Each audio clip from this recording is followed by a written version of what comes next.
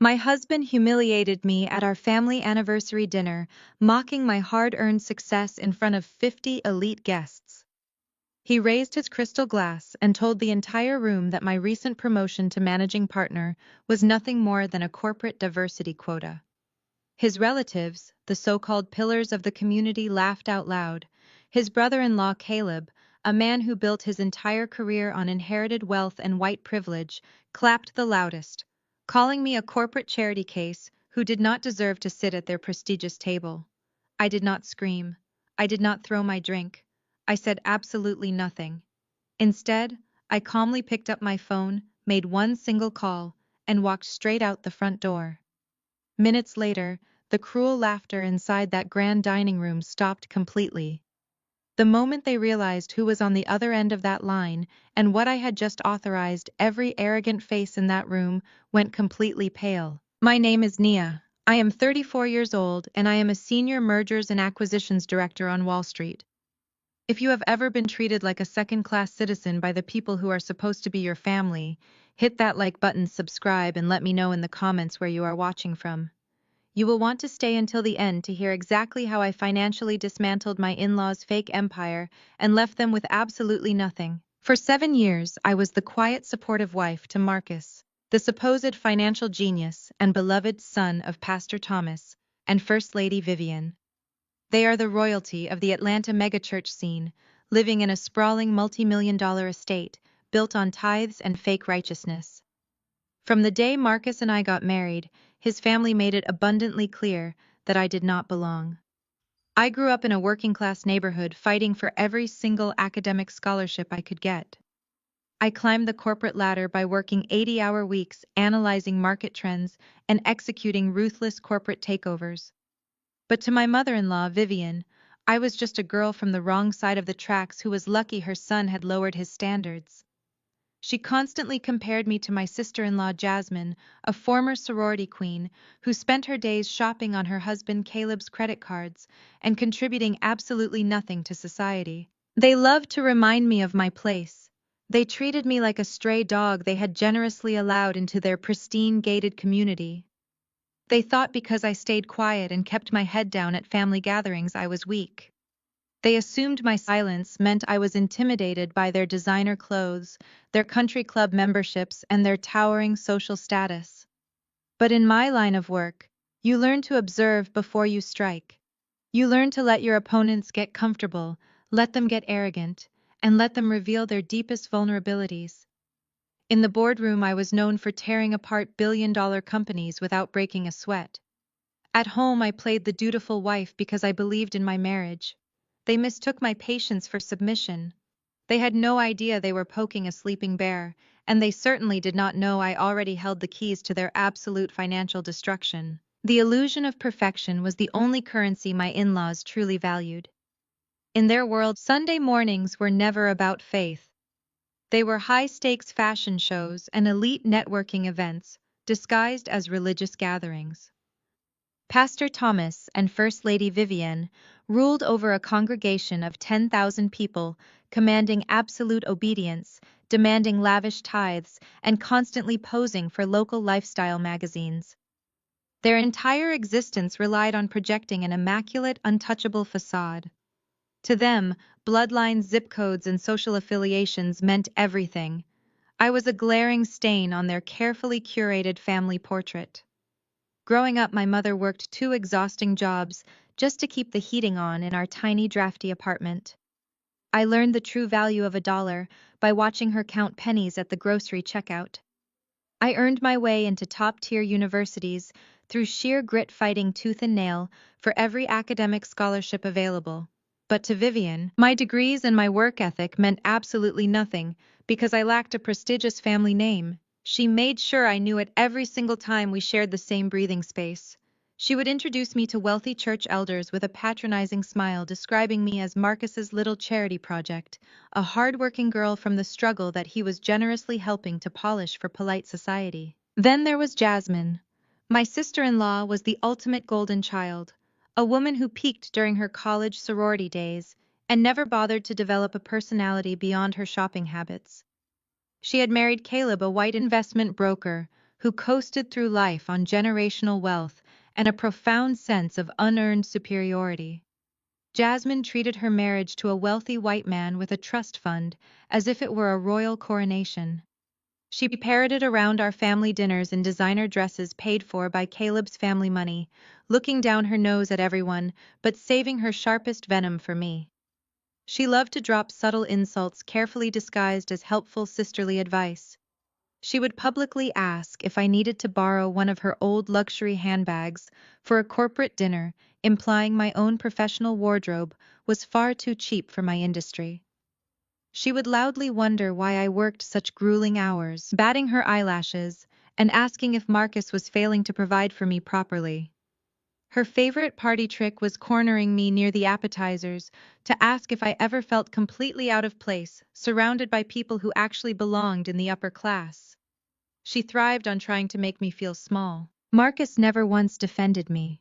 Whenever Jasmine threw her passive-aggressive jabs, he would just chuckle, sip his drink, and tell me to lighten up. I was too busy desperately trying to impress Caleb, practically begging for his brother-in-law's validation. Marcus wanted so badly to be seen as an equal to Caleb. He craved the status, the easy money, and the effortless privilege that Caleb threw around like spare change.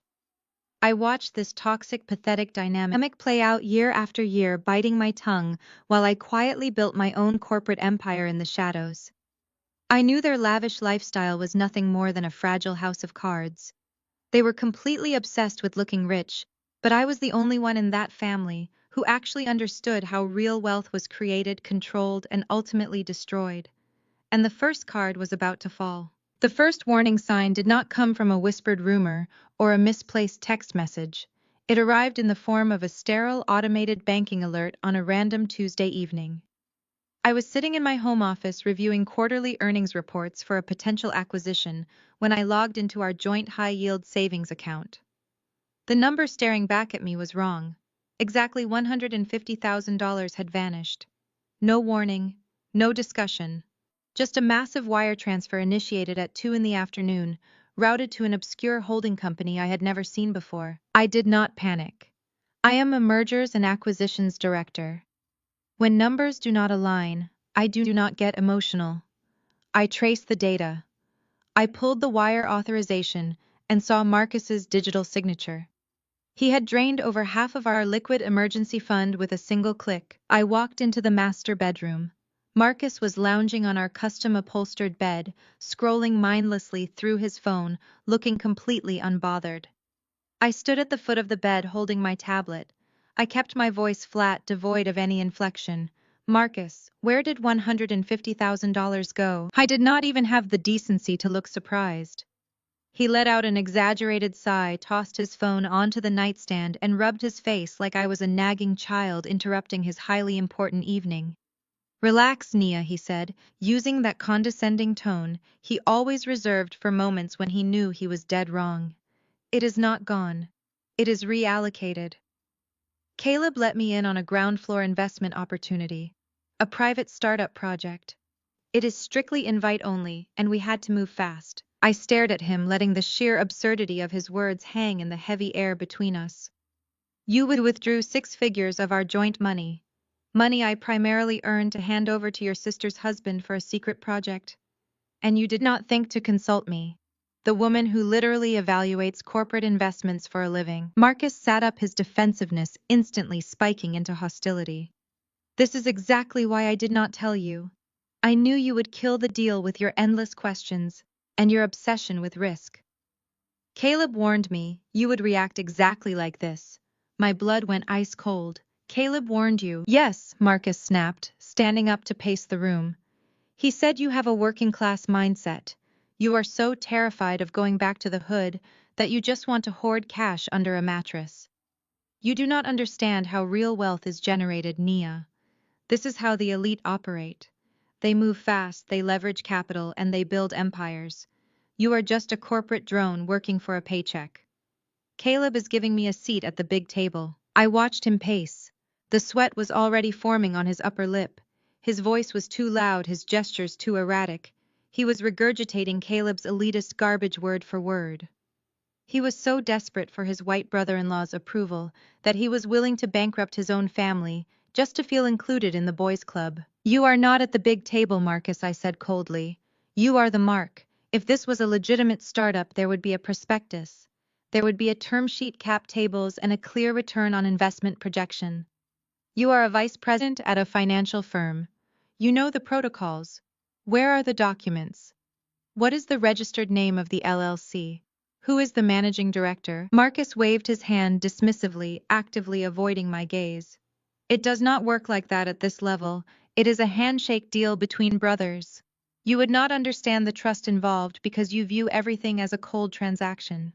This is about vision, Nia, something you severely lack. You can analyze spreadsheets all day, but you have no entrepreneurial foresight. I am building a legacy for us, and instead of supporting your black husband, you are emasculating me over a temporary cash transfer." I was weaponizing our race, twisting the narrative to make himself the victim. He expected me to shrink, to apologize for questioning his authority, to bow my head and play the supportive, blindly loyal wife that his mother Vivian had trained all the women in her church to be. He wanted me to doubt my own financial literacy to soothe his fragile ego. A temporary cash transfer. I stepped closer to him, refusing to break eye contact. "You transferred our money to a shell LLC with no verifiable assets. You did not invest, Marcus. You got fleeced. You are just jealous," he yelled, pointing a finger directly at my face. "You are threatened because I am finally stepping out of your shadow. You love having the bigger salary because it makes you feel superior. Well, when this startup explodes and I am bringing in millions, you will see. Caleb knows what he is doing. He was born into this world. I trust him." There it was. The pathetic, naked truth laid bare in our bedroom. He trusted Caleb's unearned white privilege more than he trusted his own wife's proven hard-earned expertise. Marcus was so blinded by his inferiority complex that he had willingly handed over our financial security for a scrap of validation. He thought he was buying respect from a man who secretly despised him. I did not raise my voice. I did not scream or throw the tablet at his head, even though every instinct in my body demanded violence. Screaming gives away your power. It shows the enemy that they have successfully wounded you. Instead, I gave him a slow, chilling smile. "All right, Marcus," I said softly. "Build your legacy." I turned on my heel and walked out of the bedroom, leaving him standing there breathless and confused by my sudden surrender. He thought he had won the argument. He thought his aggressive posturing had successfully put me in my place. But as I walked back down the hall to my office, my mind was already shifting gears, transforming from a betrayed wife into the apex predator Wall Street paid me to be. Marcus had not just made a terrible financial decision. He had declared war on my livelihood, and I was going to tear his little startup project apart piece by piece until there was nothing left but ashes. The opportunity to confront the architect of my husband's foolishness presented itself a mere 3 days later at the mandatory Sunday brunch. In my in-laws' world, Sunday afternoons were not for rest. They were a weekly performance hosted at Pastor Thomas and First Lady Vivian's sprawling estate. The house was an architectural monstrosity, built on the backs of thousands of working-class parishioners, yet decorated to look like an old money plantation. I arrived precisely on time, wearing a tailored charcoal suit that cost more than Marcus's entire wardrobe, carrying myself with the quiet grace of a woman who held no debts and feared no one. Marcus had been avoiding me since our argument, choosing to ride to the estate early with his mother under the guise of helping with church business. The moment I stepped onto the marble patio overlooking the pristine swimming pool, I spotted him. Caleb. He was lounging on a custom wicker sofa, swirling a glass of expensive bourbon at 1 in the afternoon. He wore his signature uniform, a designer fleece vest layered over a crisp, aggressively casual button-down shirt. It was the exact aesthetic of a man who desperately wanted to look like a venture capitalist, but had never actually built a single thing with his own 2 hands. Jasmine sat beside him, loudly complaining to a caterer about the temperature of the shrimp hors d'oeuvres, her wrists dripping in gold bracelets. Caleb caught my eye. A slow, greasy smile spread across his face. He set his glass down and gestured for me to come over, waving his hand with the lazy entitlement of an overseer beckoning a subordinate. Nia, he called out, his voice carrying just enough volume to ensure the surrounding family members could hear. Come sit with us. Marcus tells me you have been losing sleep over our little joint venture. I walked over, my heels clicking sharply against the stone patio, and stood exactly 2 feet away from him. I did not sit. By remaining standing, I forced him to look up at me, stripping away a fraction of his physical dominance. I am not losing sleep, Caleb. I am simply awaiting the basic financial disclosures that typically accompany a six-figure capital transfer. I kept my voice perfectly modulated, pleasant, but completely devoid of warmth. Where is the term sheet? Caleb let out a booming, patronizing laugh. He looked past me toward Marcus, who had just stepped onto the patio and immediately frozen like a deer caught in headlights. Caleb shook his head, offering me a look of deep theatrical pity. You know, Nia, I have always admired your hustle, Caleb said, leaning back and crossing his legs. I really have. You are incredibly articulate for someone from your background. You have that raw, urban grit. You work like a machine, grinding away for a paycheck. But that is exactly your problem. You are trapped in a poverty mindset. You are so terrified of going broke again that you cannot see the forest for the trees. He took a slow sip of his bourbon, letting his insult marinate in the humid Georgia air. He knew exactly what he was doing. Calling a black woman articulate is not a compliment. It is a microaggression designed to express surprise that I possess basic intelligence. Calling my professional expertise a poverty mindset was his way of reminding me that he was born into generational wealth, while I had to claw my way out of a struggling neighborhood. I did not flinch. I let him talk. Let the enemy lay out their entire strategy before you make your first move. Institutional finance is dead. Nia, he continued, using his hands to paint an imaginary picture in the air. The real wealth is happening in decentralized capital, private equity circles where access is strictly based on who you know. I got Marcus past the velvet rope. I threw him a lifeline, because I know how hard it is for him to live with a woman who constantly needs to wear the pants. He needed a win. He needed to feel like the provider. You should be thanking me for saving your marriage instead of demanding paperwork like a low-level auditor. Jasmine chimed in, swirling her mimosa and glaring at me over her designer sunglasses. Honestly, Nia, you are so domineering. You are embarrassing Marcus. Caleb is literally handing you two a fortune, and you are acting like a paranoid bank teller. This is why it is so hard for successful black men to thrive. Their women never support their vision. I looked at Jasmine. She was weaponizing the trauma of our own community to defend a white man who was actively stealing from her brother. It was a masterpiece of brainwashing. I shifted my gaze back to Caleb, bypassing her entirely. She was just a parrot. He was the ventriloquist. If it is a private equity circle, Caleb, then there is a lead underwriter, I said calmly, stepping half an inch closer. There is a post-money valuation. There is an SEC filing exemption code, likely a Regulation D Rule 506. Which specific exemption are you operating under? And what is the liquidity horizon? Caleb's smile stiffened. The corner of his left eye twitched. It was a micro-expression lasting less than a second, but in my line of work a twitch is as loud as a gunshot. He did not know the answers. He was throwing around buzzwords like decentralized capital to mask the fact that he had absolutely no idea how high-level institutional finance actually functioned. He was a fraud playing dress-up in a rich man's clothes. You are getting stuck in the weeds again, Nia, Caleb scoffed, waving his hand dismissively. This is exactly what I mean. You are too rigid. You analyze everything to death because you lack entrepreneurial instinct. The money is deployed. It is yielding results. Just sit back. Let your husband handle the heavy lifting for once and enjoy the returns when they hit. Marcus stepped forward, placing a heavy hand on my shoulder, trying to physically steer me away from the conversation. That is enough, Nia, Marcus hissed under his breath. Stop humiliating me in front of my family. Caleb has it handled. I looked down at Marcus's hand on my shoulder, then looked up into his eyes with a gaze so glacial he immediately pulled his arm back as if he had been burned.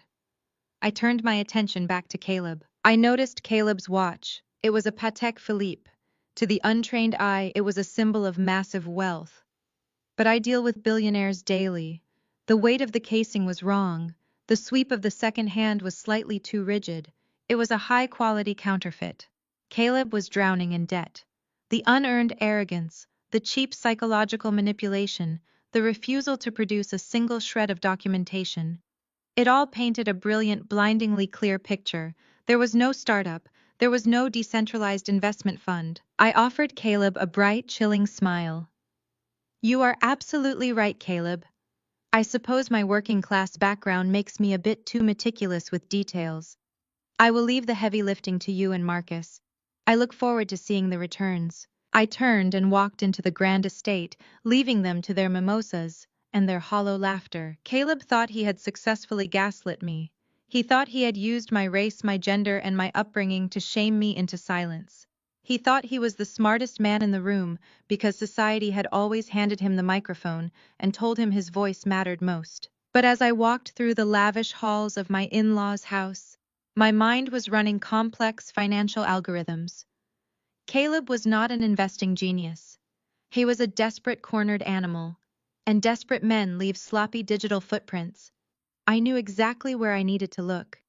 I was going to find out exactly whose pockets that $150,000 had lined, and when I found the money, I was going to use it to choke the life out of his fake, arrogant empire. I made my way through the labyrinth of the estate, seeking the quiet sanctuary of the library. The heavy mahogany doors were already open. Sitting behind the massive executive desk, flanked by floor-to-ceiling bookshelves filled with unread religious texts, was my mother-in-law. First Lady Vivian wore a tailored pearl-white suit and a diamond cross that caught the afternoon light. Her face was set into a mask of pious authority, the kind she used to shame single mothers from the pulpit every Sunday. On the desk in front of her rested a thick stack of legal documents, meticulously marked with bright yellow signature tags. "Close the door, Nia," she commanded, not bothering to look up as she smoothed the edges of the paper. "We need to have a conversation about your role in this family." I closed the door but remained standing. I had no intention of getting comfortable in a room designed for interrogations. Vivian tapped a manicured fingernail against the top document. "Marcus tells me you are causing unnecessary friction regarding his new business venture with Caleb. He is deeply hurt by your lack of faith. In a marriage, a lack of faith is a lack of love. A woman of God stands behind her husband, supports his vision, and acts as his peace, not his adversary." I kept my face perfectly neutral. "You are not a marriage counselor, Vivian, and this is not a marital spat. This is about $150,000 of missing capital." "It is not missing," she snapped, her veneer of holy patience cracking instantly. "It is seeded. But Marcus and Caleb have hit a crucial growth phase. They need immediate liquidity to secure a commercial real estate asset for the fund. Caleb's trust is temporarily tied up in probate, and Marcus cannot leverage his current assets without alerting the church board, which we simply will not do. Therefore, as his wife, it falls on you to provide the bridge capital." She turned the document around and slid a gold pen across the polished wood. It was a home equity line of credit agreement. The collateral listed was my townhouse, the property I had purchased entirely on my own 3 years before I even met Marcus. It was my sanctuary paid off with the bonuses I earned bleeding over spreadsheets while my peers were out partying. "You want me to mortgage my premarital property to fund Caleb's imaginary venture," I said, stating the facts flatly to force her to hear how absurd they sounded. Vivian stood up, leaning over the desk. "I want you to be a wife. I want you to submit to the spiritual and financial head of your household. We brought you into this family, Nia. We elevated your social standing. We allowed you to sit at tables you could never have dreamed of reaching on your own. It is time you paid your dues. Sign the papers. The loan will be paid back within 6 months, and Marcus will finally have the respect he deserves." The library doors opened behind me. I did not need to turn around to know who had entered. The heavy scent of Caleb's expensive cologne preceded him, followed by the shuffling footsteps of Marcus and the sharp click of Jasmine's heels. It was a coordinated ambush. They had planned this. They had drawn me into the house to corner me away from the other guests, hoping the combined weight of their intimidation would force my hand. "Listen to my mother, Nia," Jasmine said, her voice dripping with venom. "You have always been so utterly selfish. Marcus works tirelessly to build a name for yourselves, and you hoard your little assets like a dragon. It is embarrassing. A real black woman uplifts her man. You are just suffocating him." Marcus stepped beside his mother, refusing to make eye contact with me. Just sign the document, Nia. It is just a temporary hold on the deed. Caleb has the buyers lined up. We just need the cash to close the escrow. Do not make this harder than it has to be. Caleb leaned against the doorframe, arms crossed, wearing that same infuriating lazy smirk. It is just standard leverage, Nia. You put up the collateral, we do the heavy lifting, everyone wins. Unless, of course, you really do not believe in your husband. That would be a tragedy. I looked at the four of them.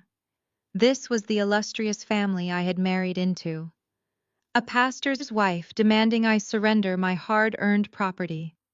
A golden child sister weaponizing our race and gender to protect her white husband's ego.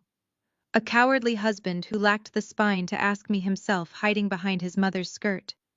And a white con artist pulling all their strings, manipulating their deep-seated insecurities for his own financial gain. My mind clicked into hyper-analytical mode.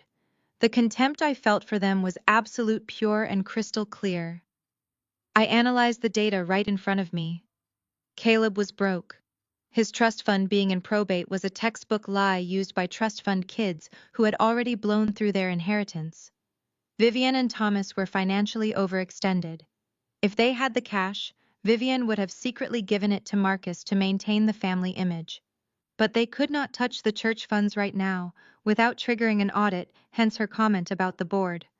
And Marcus was so desperate to prove his worth that he was willing to make his wife homeless to fund a scam. They were bleeding out.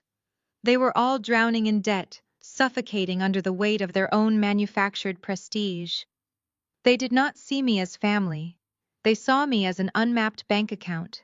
They saw me as the mule they could ride to financial safety. I looked down at the gold pen. I picked it up, rolling the cool metal between my fingers. Marcus exhaled a heavy sigh of relief. Jasmine crossed her arms and let out a triumphant little scoff. Vivian smiled, her holy mask snapping back into place. I calmly dropped the pen onto the hardwood floor. It landed with a sharp clatter that echoed in the silent library. I am not signing anything, I said, my voice barely above a whisper, yet it cut through the room like a blade. And if any of you ever attempt to leverage my assets to cover your incompetence again, I will have you investigated for attempted financial fraud. The room erupted. You ungrateful wretch, Vivian shrieked, slamming her hands on the desk. You will always be trash. You can buy all the designer suits you want, but you will always have the stench of the projects on you. My son lowered himself to marry you. You are barren, you are cold, and you are entirely useless to this family. Jasmine stepped forward, her face twisted in rage. You are just mad because you will never be a real woman. You want to be the man so badly that you are castrating your own husband. You are a miserable, lonely corporate drone, and nobody actually likes you. Marcus finally found his voice, yelling over his sister. I am the head of this house. You will do what I say, Nia. I am ordering you to sign that paper. You owe me for putting up with your miserable attitude for 7 years. Caleb did not yell. He just watched me, his eyes narrowing, finally realizing that his psychological parlor tricks were not going to work. He recognized the look in my eyes. It was the look of someone who was completely unaffected by their noise. I let them scream. I let them hurl their toxic, hateful insults. Every word they screamed only confirmed my hypothesis. They were terrified. The louder they yelled, the weaker they looked. They were a pack of parasites, realizing the host had just cut off the blood supply. I turned my back on Vivian and walked slowly toward the door. Marcus moved to block my path, puffing out his chest to physically intimidate me. I did not break my stride. I stepped squarely into his personal space, tilting my head up to look him dead in the eyes. Move, Marcus, I commanded, my voice deadly and absolute, or I promise you I will take everything you have left. He swallowed hard. The fake bravado crumbled instantly. He stepped aside, his eyes dropping to the floor. I walked out of the library, leaving the doors wide open. Their screams followed me down the long, opulent hallway, bouncing off the vaulted ceilings and expensive portraits. They thought they had backed me into a corner. They thought they could break my spirit by attacking my roots, my womanhood, and my marriage. They did not realize that they had just given me the final piece of motivation I needed to destroy them completely. I walked out the front doors of the estate and handed the valet my ticket. As I waited for my car in the stifling Georgia heat, I pulled out my phone. I had no intention of going home to cry. I had work to do. Caleb needed $150,000 desperately enough to orchestrate this entire humiliating ambush. That meant the money was not sitting in a decentralized fund. It was paying off a highly urgent, highly sensitive debt. I was going to follow that wire transfer. I was going to find out exactly where my money went, and I was going to use that information to execute the most flawless, ruthless corporate slaughter this fake, pathetic family had ever seen. The drive back to my townhouse was a masterclass in compartmentalization. I turned off the radio and let the silence fill the cabin of my car. In the world of high-stakes mergers and acquisitions, emotional volatility is a liability. You do not win negotiations by throwing tantrums, and you certainly do not destroy your enemies by screaming at them in a library. You destroy them by dismantling their infrastructure. By the time I pulled into my private garage, the burning rage in my chest had cooled into something far more dangerous. It had crystallized into absolute clinical focus. I walked straight to my home office, locked the door, and powered on my customized triple-monitor workstation. This was my sanctuary. This was the command center where I had orchestrated corporate takeovers worth billions of dollars. Caleb and Marcus thought they were playing a high-level game of financial chess. They had no idea they had just invited a grandmaster to the board. When I evaluate a target company for a hostile takeover, the first phase is forensic due diligence. You ignore the glossy marketing brochures, the charismatic pitch decks, and the CEO's confident speeches. You look at the raw data because numbers are incapable of lying. Marcus had made a fatal amateur mistake when he wired that $150,000. He had initiated the transfer from our joint high-yield savings account. As a primary account holder, I did not need a subpoena or a private investigator to pull the transaction metadata. I had legal unfettered access to the routing numbers. I logged into our banking portal and exported the wire transfer receipt. I isolated the receiving ABA routing number and the beneficiary account details. The money had been sent to an entity registered as Vanguard Horizon Holdings LLC.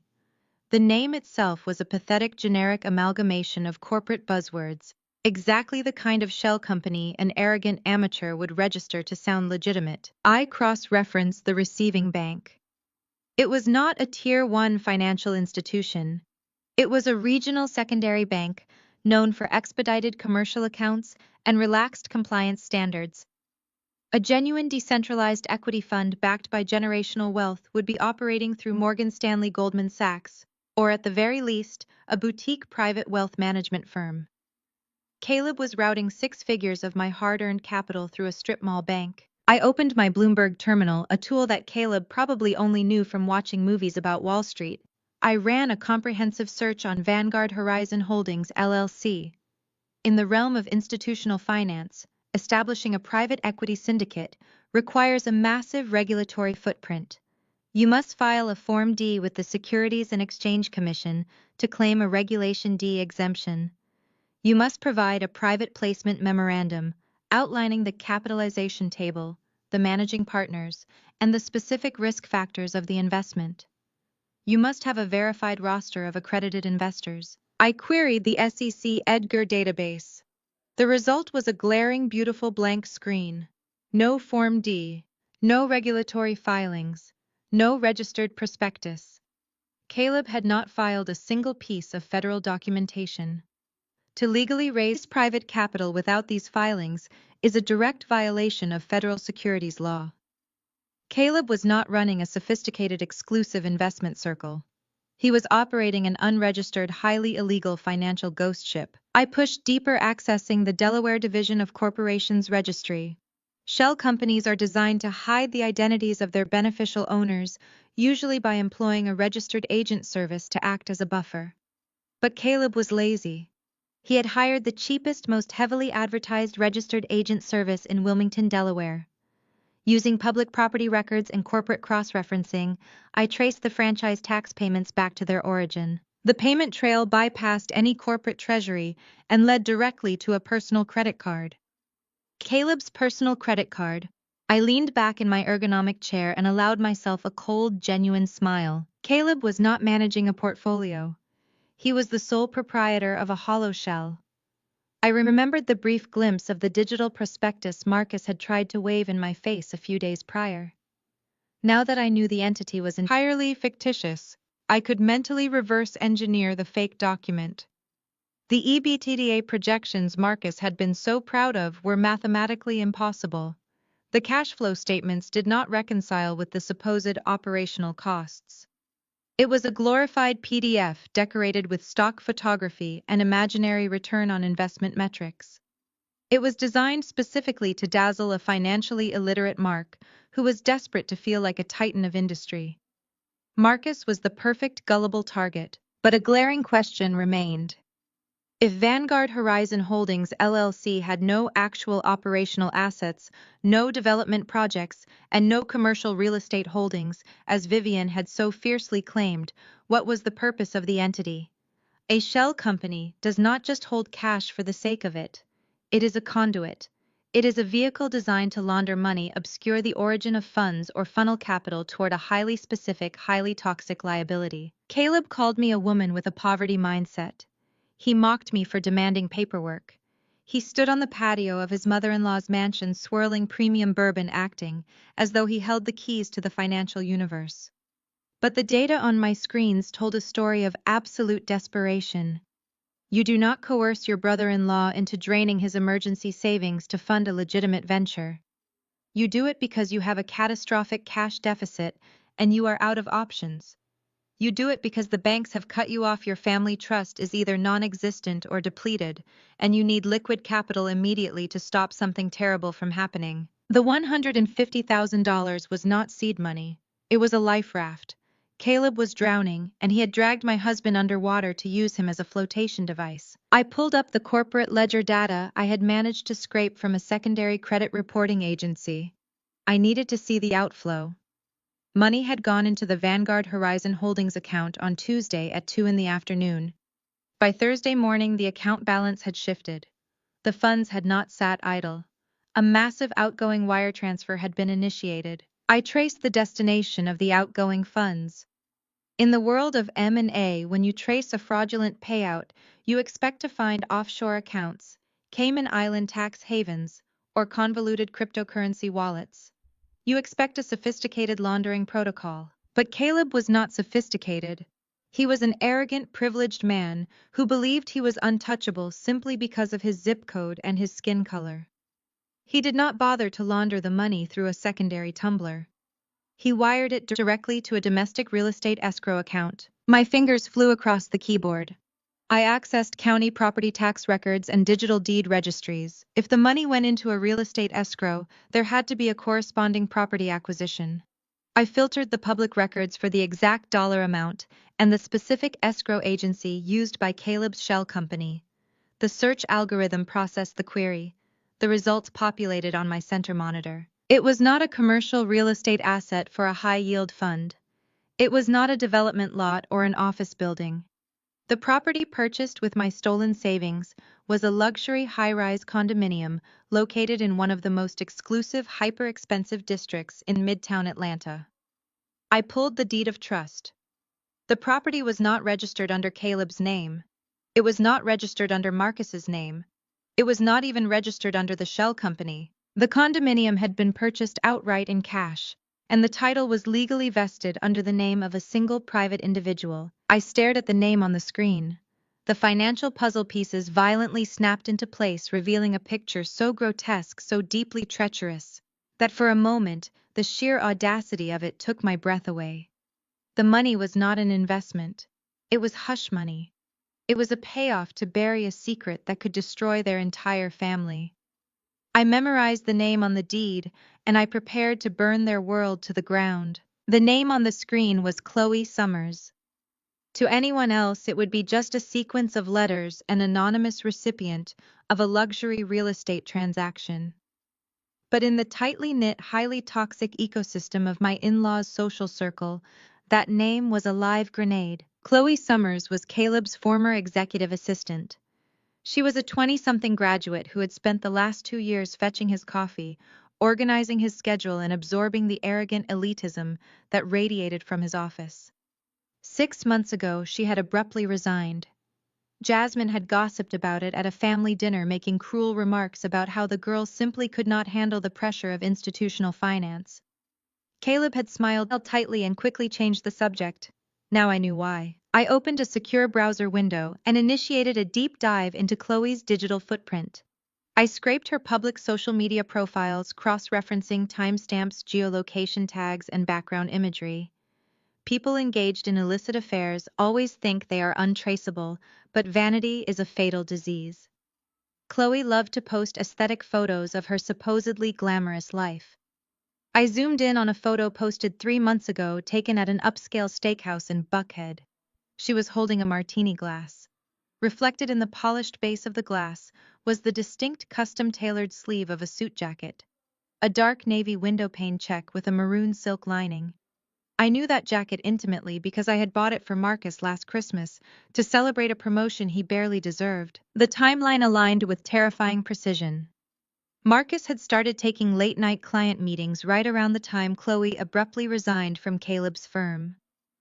The mysterious weekend conferences, the sudden obsession with privacy on his phone, the overcompensation of aggressive domineering posturing at home. He was sleeping with his brother-in-law's assistant. But an affair alone did not explain the financial mechanics. Why would Marcus route the money through a shell company owned by Caleb? If Marcus wanted to buy his mistress a luxury condominium, he could have done it secretly, albeit clumsily, on his own. Involving Caleb meant Caleb held the reins. I leaned back in my chair, staring at the ceiling, as the sickening reality of their arrangement materialized in my mind. Caleb had caught them. He had discovered Marcus sleeping with Chloe. For a manipulative predator like Caleb, discovering the golden son of Atlanta's most prominent megachurch in a career-destroying, family-shattering scandal was not a tragedy. It was absolute leverage. It was the ultimate weapon. Caleb was drowning in his own financial failures and needed a compliant, wealthy pawn to act as a buffer for his own toxic liabilities. By discovering the affair, Caleb effectively owned Marcus. He had blackmailed my husband. Caleb engineered the Vanguard Horizon Holdings shell company, not just as a fake investment fund, but as an untraceable laundering vehicle. He convinced Marcus that setting up the shell company was the only way to safely buy the condo and keep Chloe quiet, without triggering a direct audit from our joint accounts that I might spot. But Caleb was not doing it out of brotherly solidarity. He was securing a leash. By facilitating the transfer, Caleb ensured that Marcus was legally and financially bound to him. If Marcus ever stepped out of line, if Marcus ever refused a demand, Caleb could instantly expose the shell company, the affair, and the missing funds to Vivian, Pastor Thomas, and the entire 10,000-member congregation. That explained Marcus's pathetic, desperate obedience on the patio. It explained why Marcus had looked at Caleb with the terrified eyes of a hostage while trying to play the dominant husband in front of me. Marcus was not investing in a decentralized equity fund. He was paying an extortion fee, using my hard-earned capital, to finance a luxury cage for his mistress, all orchestrated by a white con artist who was treating the beloved black son of a megachurch like a puppet on a string. The absolute staggering cowardice of it all made my stomach turn. Marcus had sat in the library, flanked by his mother and sister, demanding I mortgage my premarital home to fund his so-called vision. He had weaponized his role as the spiritual head of the household. He had allowed his mother to call me barren and useless. He had allowed his sister to question my womanhood. And he had done it all to protect a dirty, pathetic secret, because he lacked the spine to face the consequences of his own infidelity. They had demanded my property to cover their tracks. They wanted to strip me of everything I had built so they could maintain their flawless, holy facade. Vivian preaching about a woman's submission while her son embezzled marital assets to fund a mistress. Jasmine defending her husband's financial genius while he ran a blackmail ring against her own brother. The hypocrisy was so dense, so utterly putrid that it almost suffocated me. I did not cry. Crying is a biological response to pain, and I felt absolutely no pain. You cannot mourn a marriage that never actually existed. You cannot grieve the loss of a man who is nothing more than a hollow, spineless parasite. The only emotion running through my veins was a pure, highly concentrated dose of adrenaline.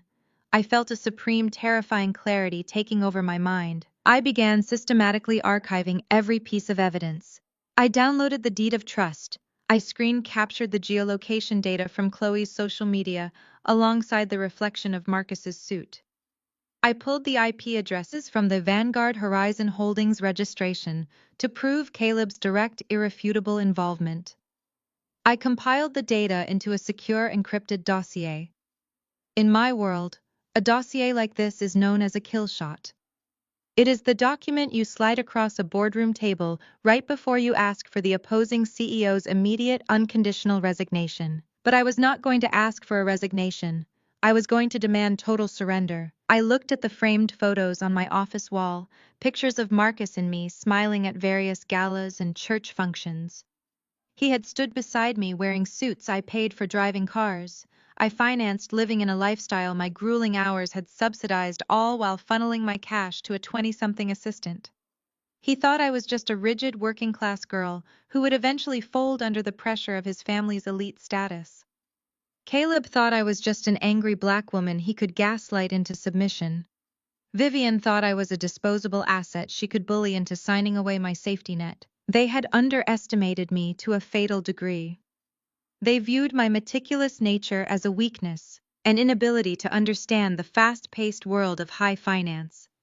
They did not realize that my meticulous nature was exactly what made me the most dangerous person they would ever cross paths with. I shut down the background check windows and opened my corporate email client.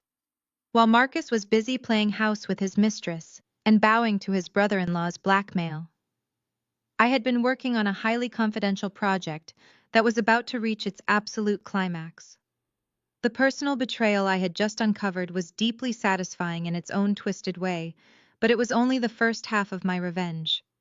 The second half required me to step out of the shadows of my marriage and fully embrace the power I wielded on Wall Street. I was not just going to destroy their family dynamic. I was going to obliterate the very company they used to fund their miserable, arrogant lives. My inbox loaded. The top message was flagged with high importance from the board of directors at Vanguard Capital. I opened it. It was the finalized executive resolution. Effective immediately, I was officially appointed as the managing partner of Vanguard Capital. I stared at the digital signature of the chairman. This was not a diversity quota. This was a coronation. I had generated billions in revenue for the firm over the past 5 years. I had gutted failing corporations, restructured their assets, and delivered unprecedented returns. While Vivian was busy organizing bake sales and judging women's hemlines at Greater Hope Ministry, I had just secured a seat at one of the most powerful financial tables in the global market. I was now operating with a 9-figure discretionary acquisition budget. Wall Street is an ecosystem that devours the weak. As a black woman in a space dominated by legacy wealth and old boys clubs, you do not survive by asking for permission. You survive by becoming apex. You learn to smell fear. You learn to identify the exact structural weakness in a company's foundation, and you strike when they are over-leveraged and blinded by their own hubris. Caleb and Marcus thought they were apex predators because they wore expensive suits and drank premium bourbon. They were nothing but bottom feeders. They lacked the discipline, the intellect, and the sheer brutality required to actually build an empire. I had allowed them to insult my intelligence because an underestimated opponent is the most dangerous entity in any room. Marcus and Caleb worked as vice presidents at Meridian Wealth Management, a mid-tier bloated financial services firm that catered to old Southern money. Meridian was exactly the kind of firm Caleb thrived in, a place where white privilege was shielded by legacy relationships and where Marcus was kept around as the token black executive to secure the lucrative mega church accounts. But I knew something they did not. Meridian Wealth Management was financially bleeding. Their portfolio yields were stagnant, their management was ancient, and their compliance protocols were practically non-existent. For the past 8 months, Vanguard Capital had been quietly buying up Meridian's distressed debt and accumulating proxy voting rights through secondary markets. It was a classic shadow accumulation. I had personally designed the acquisition strategy from the ground up. identifying every bloated executive salary and every underperforming asset class within their portfolio. Now, with my promotion to managing partner finalized, I had the ultimate authority to greenlight the execution. I was no longer just an analyst presenting a pitch. I was the executioner holding the axe. A hostile takeover is a beautiful, violent maneuver. You do not negotiate with the board of directors. You do not ask the CEO for a friendly merger. You bypass the gatekeepers, completely offering shareholders a premium they cannot refuse, and you seize the controlling interest overnight. You force the target company to surrender its autonomy. But I was not just going to acquire Meridian Wealth Management. I was going to completely liquidate its executive tier. As the acquiring managing partner, my very first executive action would be a comprehensive forensic compliance audit of the entire firm. An audit that would immediately red flag Caleb and Marcus. Arrogant men always make the same fatal mistake. They assume the rules do not apply to them, so they get sloppy. They were using Meridian's corporate servers and client communication channels to orchestrate Caleb's illegal shell company and to facilitate Marcus's extortion payments. The moment Vanguard took control, every email, every wire transfer, every deleted file on their work computers would legally belong to me. I sat back and watched the pieces of their pathetic exit strategy align. Marcus and Caleb had a plan. I could see it as clearly as a balance sheet. They intended to resign from Meridian, cash out their vested stock options, and collect massive executive severance packages. They planned to use that corporate golden parachute to formally launch Caleb's unregistered ghost fund, and to keep Marcus's mistress quiet. It was their ultimate escape hatch, a way to walk away from their corporate failures while appearing like victorious entrepreneurs to their social circle. I was going to weld the hatch shut. Corporate severance packages and vested equity are entirely contingent on clean compliance. If an executive is terminated for cause specifically for gross financial misconduct, embezzlement, or violating federal securities laws, their equity is instantly voided. Their severance is zeroed out. They are stripped of their licenses and they leave with absolutely nothing. By initiating the hostile takeover and triggering the compliance audit, I would unilaterally freeze all of their assets. The money Marcus thought he was going to use to build his fake legacy would be vaporized.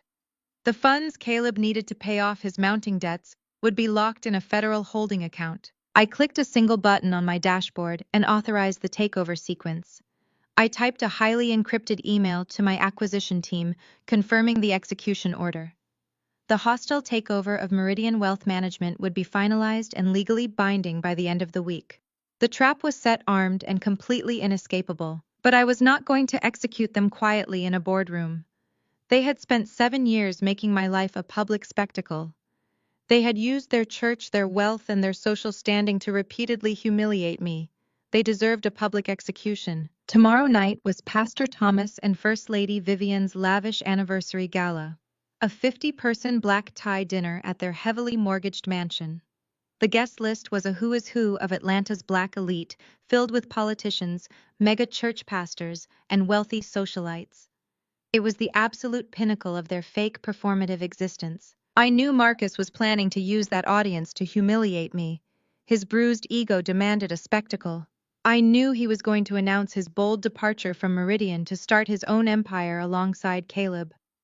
I knew he was going to publicly demand my financial submission, twisting my hard-earned success into a punchline to secure his position as the dominant patriarch in front of his peers.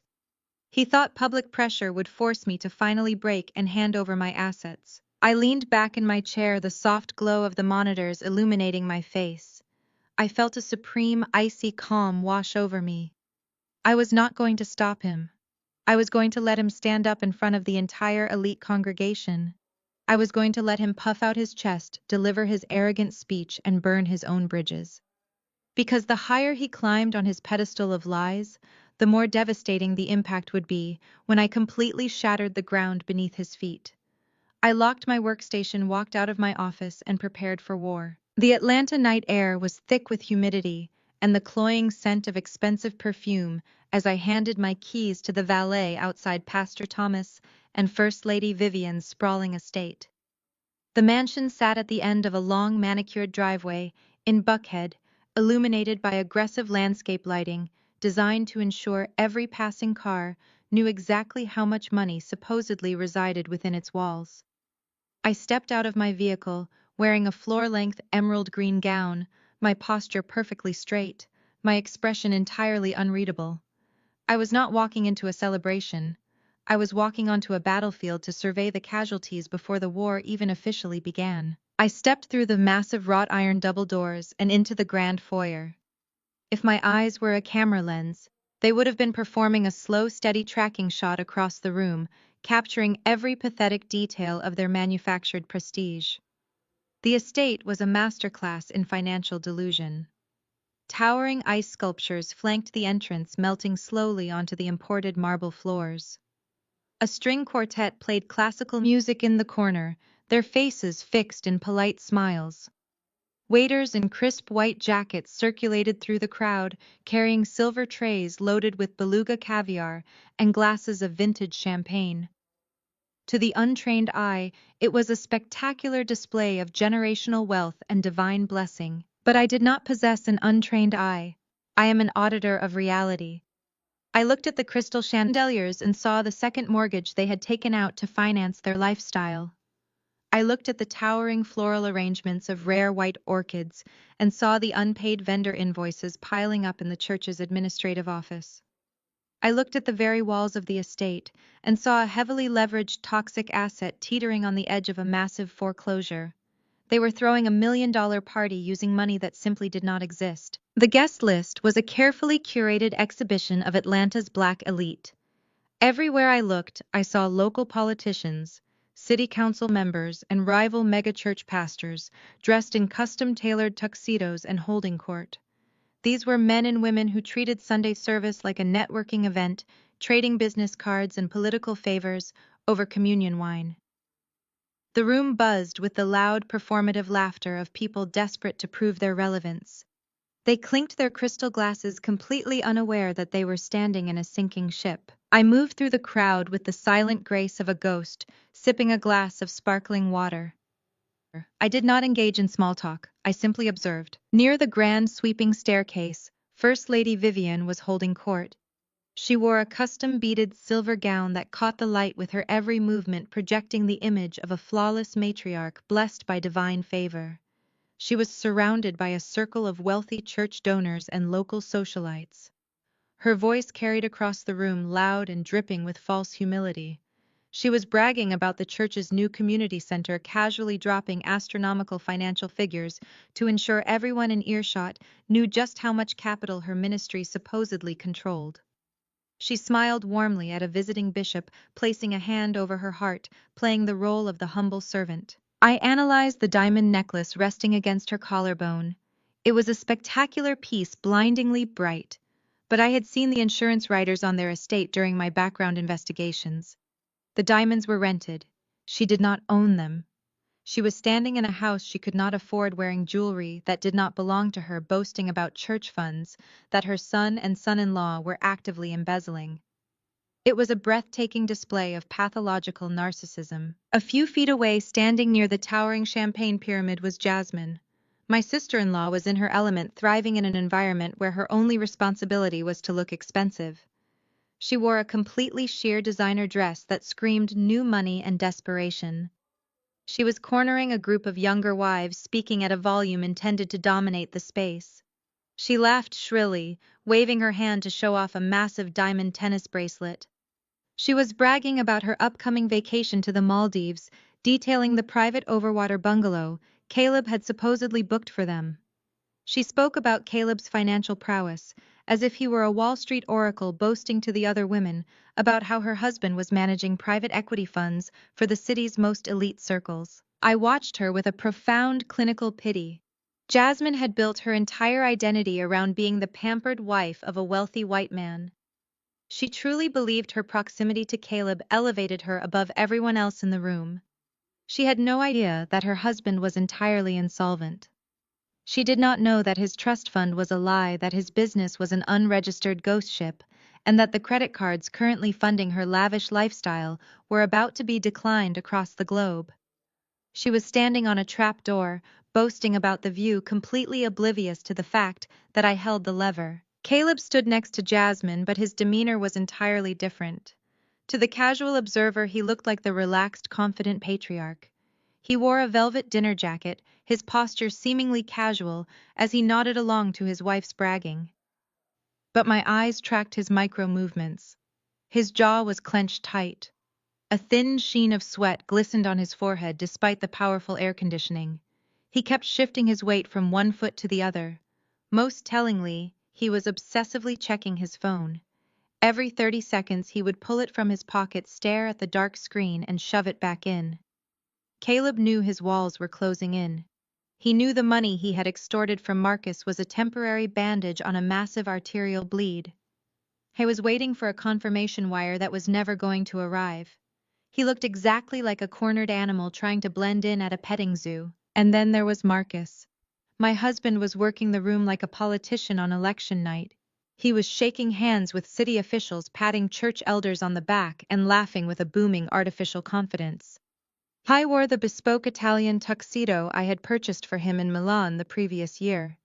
He moved from group to group, actively avoiding making eye contact with me. He was playing the role of the devoted son, the brilliant financial vice president, the man who had it all. He was visibly inflating his own ego, drawing energy from the wealthy crowd, preparing himself for the grand spectacle he had planned for the evening. I thought he was untouchable tonight. He felt insulated by the presence of his parents, his white brother-in-law, and the 50 elite guests who treated him like royalty. He believed that this room filled with Atlanta's high society provided him with absolute leverage over me. He assumed I would shrink into the background, intimidated by the wealth and the social pressure. I stood near a towering marble pillar, perfectly still, letting the noise of the party wash over me. I looked at Marcus smiling and drinking his expensive scotch. I looked at Vivian accepting compliments on her rented diamonds. I looked at Jasmine flaunting a lifestyle funded by extortion. I looked at Caleb sweating through his velvet jacket. They were all feeding off each other's delusions. They had constructed an entire universe built on fraud, manipulation, and unearned arrogance. They believed they were the predators of this city. They truly believed they could steal from me, humiliate me, and leverage my assets without facing a single consequence. I took a slow sip of my sparkling water. The ice clinked softly against the crystal glass. The air in the room felt heavy, charged with the static electricity that precedes a massive destructive storm. I was not angry anymore. The rage had burned away days ago, leaving nothing but cold, absolute execution. I was simply waiting for the opening bell. I was waiting for Marcus to step up to the microphone and dig his own grave in front of the entire city. The clinking of a silver spoon against a crystal champagne flute cut through the low hum of jazz and pretentious chatter. The string quartet immediately ceased playing. Every head in the grand foyer turned toward the sweeping staircase. Marcus stood on the second landing, looking down at the crowd, projecting the manufactured aura of a king addressing his subjects. He held a microphone in one hand and a glass of expensive scotch in the other. "If I could have everyone's attention," Marcus announced. His voice echoed through the vaulted ceilings, smooth and practiced, a cheap imitation of his father's Sunday sermons. "Tonight we are here to celebrate 40 years of holy matrimony between my incredible parents, Pastor Thomas, and First Lady Vivian. They built Greater Hope Ministry from the ground up. They built this family. They built a legacy." The room erupted into polite, synchronized applause.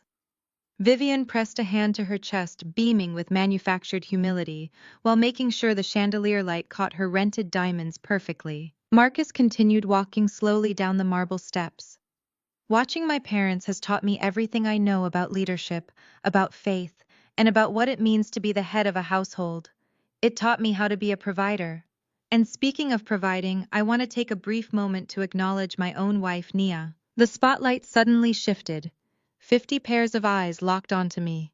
I remained perfectly still by the marble pillar, my expression frozen in a pleasant, unbothered mask. I raised my glass of sparkling water a fraction of an inch, acknowledging the room. "Nia just received a promotion at her firm," Marcus said, his tone dripping with a sudden suffocating patronization. "Managing partner at Vanguard Capital, A few genuine murmurs of impressiveness rippled through the guests. In the financial sector, that title held immense weight. But Marcus quickly raised his free hand to silence the room, his smile twisting into a slick, condescending smirk. Now we all know how the corporate world works these days. Marcus continued, pacing the floor like a stand-up comedian preparing for a punchline. Wall Street is under a lot of pressure to change its image. They are desperate to look progressive. So when they need to fill a diversity quota, they look for someone who fits the demographic perfectly.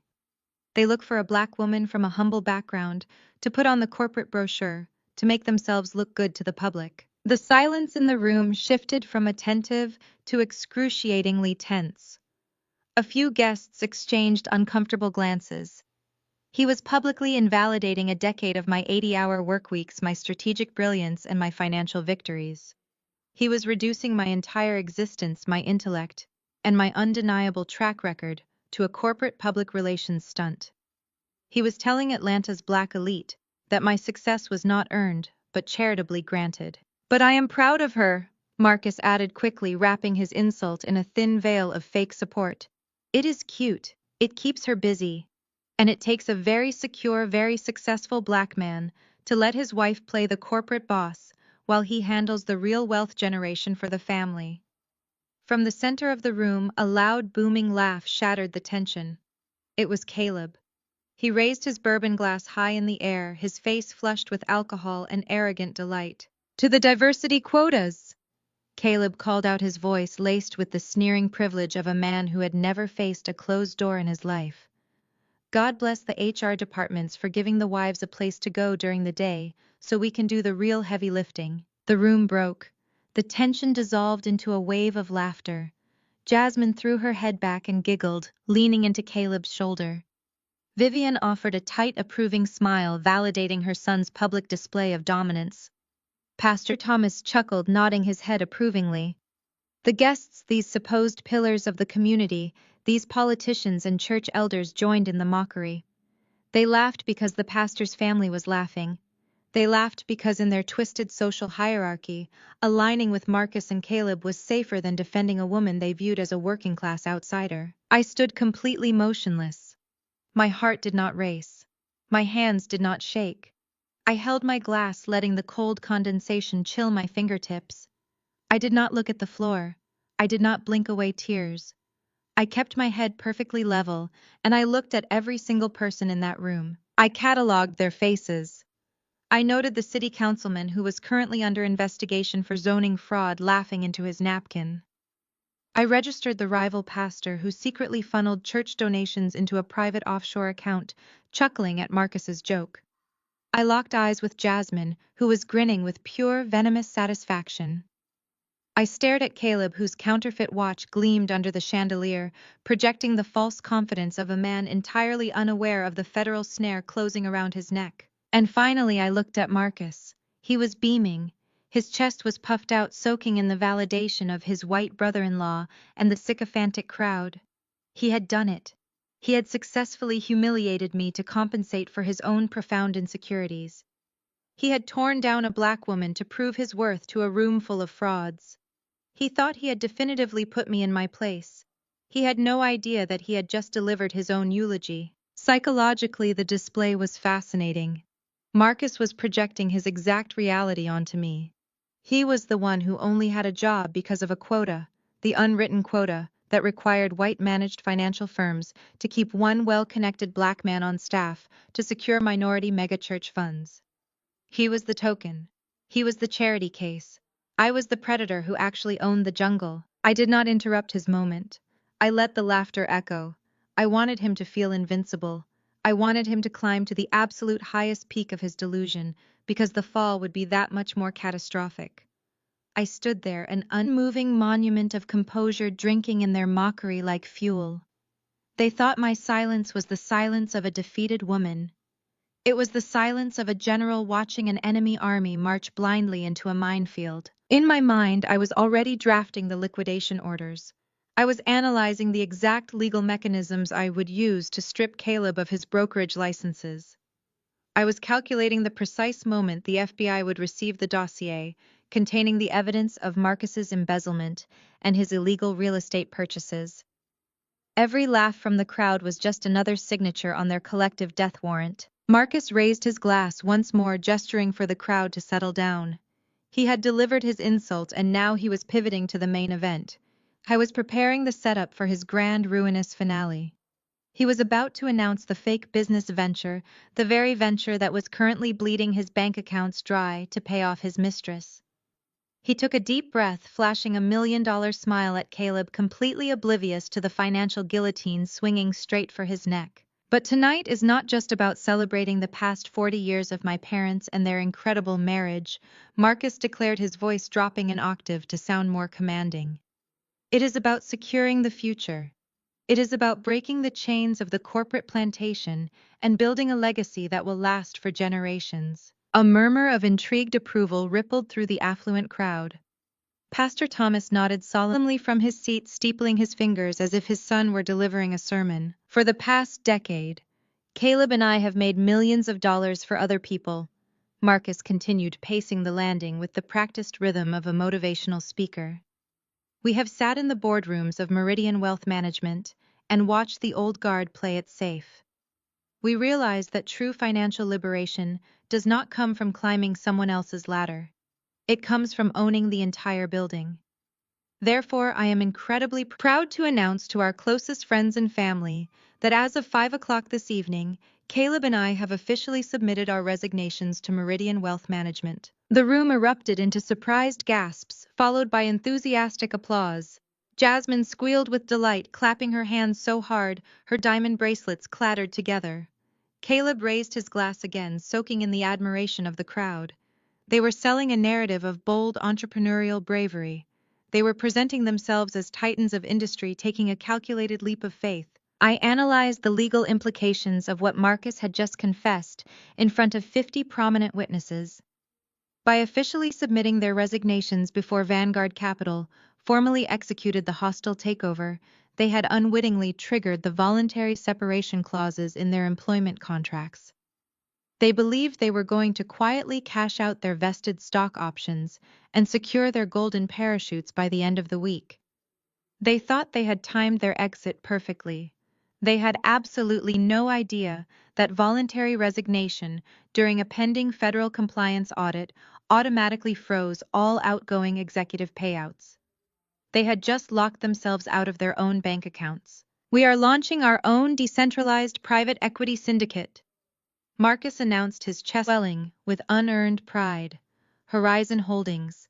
We are moving fast. We are bypassing the bloated institutional gatekeepers, and we are going to revolutionize how wealth is managed in this city. He paused, letting the applause die down before turning his gaze directly back to me. His smile sharpened into a weapon. Of course, any great empire requires a strong foundation, Marcus said, locking eyes with me across the room. Every king needs a queen willing to hold the fort while he goes to war. Since I am forfeiting my corporate salary to build this syndicate, our household is going to require some restructuring. Nia, my beautiful, hardworking wife, has graciously agreed to step up. The entire room shifted their attention back to me. The silence was thick, heavy with the weight of social expectation. Since Vanguard Capital so generously gifted her that diversity promotion, her new salary is going to keep our lights on, Marcus declared publicly, completely ignoring the fact that I had never agreed to any such thing. She is going to cover the household expenses, handle the capital calls, and finance our operational costs until Horizon Holdings matures. She is going to put her little corporate paycheck to good use and fund the real wealth generation of this family. How was cornering me? How was using the social pressure of Atlanta's elite to extort me? He knew that in their culture, a wife publicly contradicting her husband at a major family event was the ultimate sin. He thought I would be too paralyzed by the fear of causing a scene to deny his claims. He thought I would simply smile, nod, and accept the financial yoke he was forcing onto my shoulders to save face in front of the congregation. And then he went in for the kill. In fact, Marcus continued, his voice projecting clearly to every corner of the grand foyer, Nia has shown such incredible faith in our vision that she is putting up her premarital townhouse as collateral. She is leveraging her personal property to ensure our initial capital phase is fully funded. That is what a real black woman does for her man. She provides the bridge and she does not complain about the wait. My mother-in-law Vivian immediately clasped her hands together in a theatrical display of holy gratitude. Praise the Lord, Vivian called out loudly, making sure the visiting bishops and city council members heard her. The book of Proverbs tells us that a wise woman builds her house. By submitting her finances to her husband's God-given vision, Nia is finally learning how to build hers. It is a beautiful thing to see a woman step down from her pride and submit to the spiritual head of her family. Jasmine leaned against Caleb, her laughter high and grating. It is about time you made yourself useful to the family legacy, Nia. You can pack your own lunches for a while and cancel your little shopping trips. Caleb and Marcus are building an empire. The least you can do is pay the utility bills while they do the real work. Caleb took a slow, arrogant sip of his bourbon.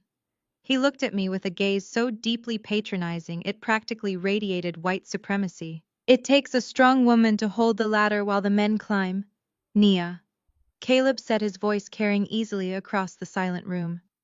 Do not worry. When we take Horizon Holdings to $1 billion valuation, we will make sure you get a nice little allowance for your loyalty. We appreciate your contribution to the Caleb and Marcus vision. The sheer breathtaking audacity of their performance was almost hypnotic. They were standing in a foreclosed mansion, drowning in debt, actively embezzling funds, and facing imminent federal prosecution. Yet they were publicly humiliating me, demanding my property, and attempting to enslave me financially to cover the cost of Marcus's mistress and Caleb's blackmail scheme. They were demanding I finance the very knife they were using to stab me in the back. The guests looked at me, their faces a mixture of pity and smug approval. They fully expected me to bow my head. They expected me to offer a demure, obedient smile and verbally confirm my submission to my husband's grand plan. In their world, women were nothing more than decorative accessories and financial safety nets for the men who claimed to lead them. I did not bow my head. I did not smile. I took one final deliberate sip of my sparkling water. I set the crystal glass down on a silver tray held by a passing waiter. The soft clink of the glass was the only sound I made. I looked at Marcus, who was grinning down at me from the staircase, reveling in his perceived victory. I looked at Caleb, who was adjusting his counterfeit watch with an air of absolute invincibility. They had laid out their entire strategy. They had publicly bound themselves to a fraudulent company, voluntarily resigned from their only sources of legitimate income, and openly confessed to their financial reliance on my assets. They had constructed their own trap, walked directly into the center of it, and handed me the remote control. I did not feel a single ounce of fear. I felt the cold, mechanical precision of an executioner stepping up to the block. I slowly reached into the pocket of my emerald green gown. My fingers wrapped around the cold metal of my phone. The device felt heavy, loaded with the encrypted dossier, the financial routing numbers, the deed to Chloe Summers's luxury condominium, and the direct contact information for the compliance authorities. I pulled the phone out and unlocked the screen. The glow of the display illuminated my face in the dim atmospheric lighting of the grand foyer. Marcus's smile faltered for a fraction of a second. He noticed the complete absence of submission in my posture. He noticed the predatory stillness in my eyes. The triumphant energy in the room began to shift, dropping slightly, as the guests registered that I was not reacting according to their social script. I did not raise my voice. I did not address the crowd. I simply tapped a contact name on my screen and pressed the call button. The silence in the room was so absolute that the ringing of the phone on speaker mode echoed clearly against the marble floors. 1 ring. 2 rings. On the 3rd ring, the line connected. Yes, managing partner, a sharp professional voice answered through the speaker. It was Robert, the chief legal officer and head of global compliance at Vanguard Capital. The title managing partner hung in the air, instantly changing the atmospheric pressure of the room. The smug smirk vanished from Caleb's face. Marcus gripped the microphone tighter, his knuckles turning white. Vivian stopped beaming. They thought they had stripped me of my power. They were about to find out that I was the only person in the room who possessed any power at all. Robert, I am initiating Directive 44. I said, my voice steady, slicing through the dead silence of the grand foyer. The air in the room grew instantly heavy. Directive 44 was not a standard corporate procedure. In the highest echelons of Wall Street, it is the nuclear option. It is the immediate unconditional lockdown of an acquired asset to prevent executives from liquidating funds or destroying evidence before a federal audit. Understood, managing partner. Robert replied the speakerphone, projecting his crisp clinical tone to the 50 elite guests standing completely frozen around me. Standing by for specific target parameters. Marcus gripped the microphone on the stairs, his initial confusion rapidly morphing into anger. Nia, what kind of stunt is this? Put the phone down, you are making a fool of yourself. I did not even blink in his direction. I kept my eyes locked on Caleb, watching the blood completely drain from his face. Caleb understood what was happening. He might have been a fraud, but he knew enough corporate terminology to recognize the sound of the reaper sharpening his scythe. Robert, I continued, enunciating every syllable with lethal precision. Execute the immediate hostile takeover of Meridian Wealth Management. The board of directors has been bypassed. We now hold the controlling proxy. I want their corporate headquarters locked down by our private security contractors effective 5 minutes ago. No one enters, no one leaves, and no digital assets are to be altered. A collective gasp swept through the crowd of politicians, pastors, and socialites. They were witnessing a live corporate assassination. Jasmine dropped her champagne glass. It shattered against the marble floor, but nobody looked away from me. Takeover sequence activated, Robert confirmed calmly. Network servers are currently being seized. Security is on site, awaiting personnel directives. Now I want you to isolate 2 specific executives, I said, taking a slow, measured step toward the staircase where Marcus stood paralyzed. I want the immediate termination with cause for Marcus Thomas, Vice President of Client Relations, and Caleb Sterling, Senior Director of Private Equity. Revoke their building access, disable their corporate emails, and remotely wipe their company-issued devices. Caleb lunged forward, nearly knocking over a waiter. Nia, shut up. Hang up that phone right now. You do not have the authority to do this. We resigned. We already submitted our resignations to Human Resources. I smiled. It was a cold, razor-sharp expression that stopped him dead in his tracks. That brings me to my next point, Robert, I said into the phone. Both of these men submitted voluntary resignations this afternoon. However, due to the pending federal compliance audit triggered by our takeover, those resignations are classified as attempts to flee gross financial misconduct. Therefore, void their golden parachutes, cancel all exit payouts, terminate their health benefits, and most importantly, zero out their vested stock options. They leave with absolutely nothing, not a single cent. Marcus actually dropped the microphone. It hit the marble steps with a loud, deafening screech of feedback that made several guests cover their ears. He stumbled down 2 steps, his meticulously crafted, arrogant facade completely dissolving into raw, unfiltered panic. You cannot do that, Marcus shouted, his voice cracking. That is my money. I earned that equity. I am the head of this family. You cannot touch my accounts. I ignored his pathetic outburst entirely. My focus remained entirely on the kill shot. Robert, I have just transmitted a highly encrypted dossier to your secure inbox. The password is my maternal grandmother's maiden name. Inside that file you will find irrefutable proof of embezzlement, wire fraud, and extortion. Caleb Sterling established an unregistered illegal shell company named Vanguard Horizon Holdings, LLC. He used this fraudulent entity to bypass federal securities laws and extort $150,000 from my joint savings account. Vivienne let out a strangled cry, clutching her rented diamond necklace as if she were having a heart attack. The wealthy church donors standing around her instinctively took a step back, suddenly eager to distance themselves from the pastor's family. In high society, financial scandal is highly contagious, and nobody wanted to catch the disease I was currently exposing. Furthermore, I continued raising my voice just enough to ensure every single person in the mansion heard the exact nature of their crimes.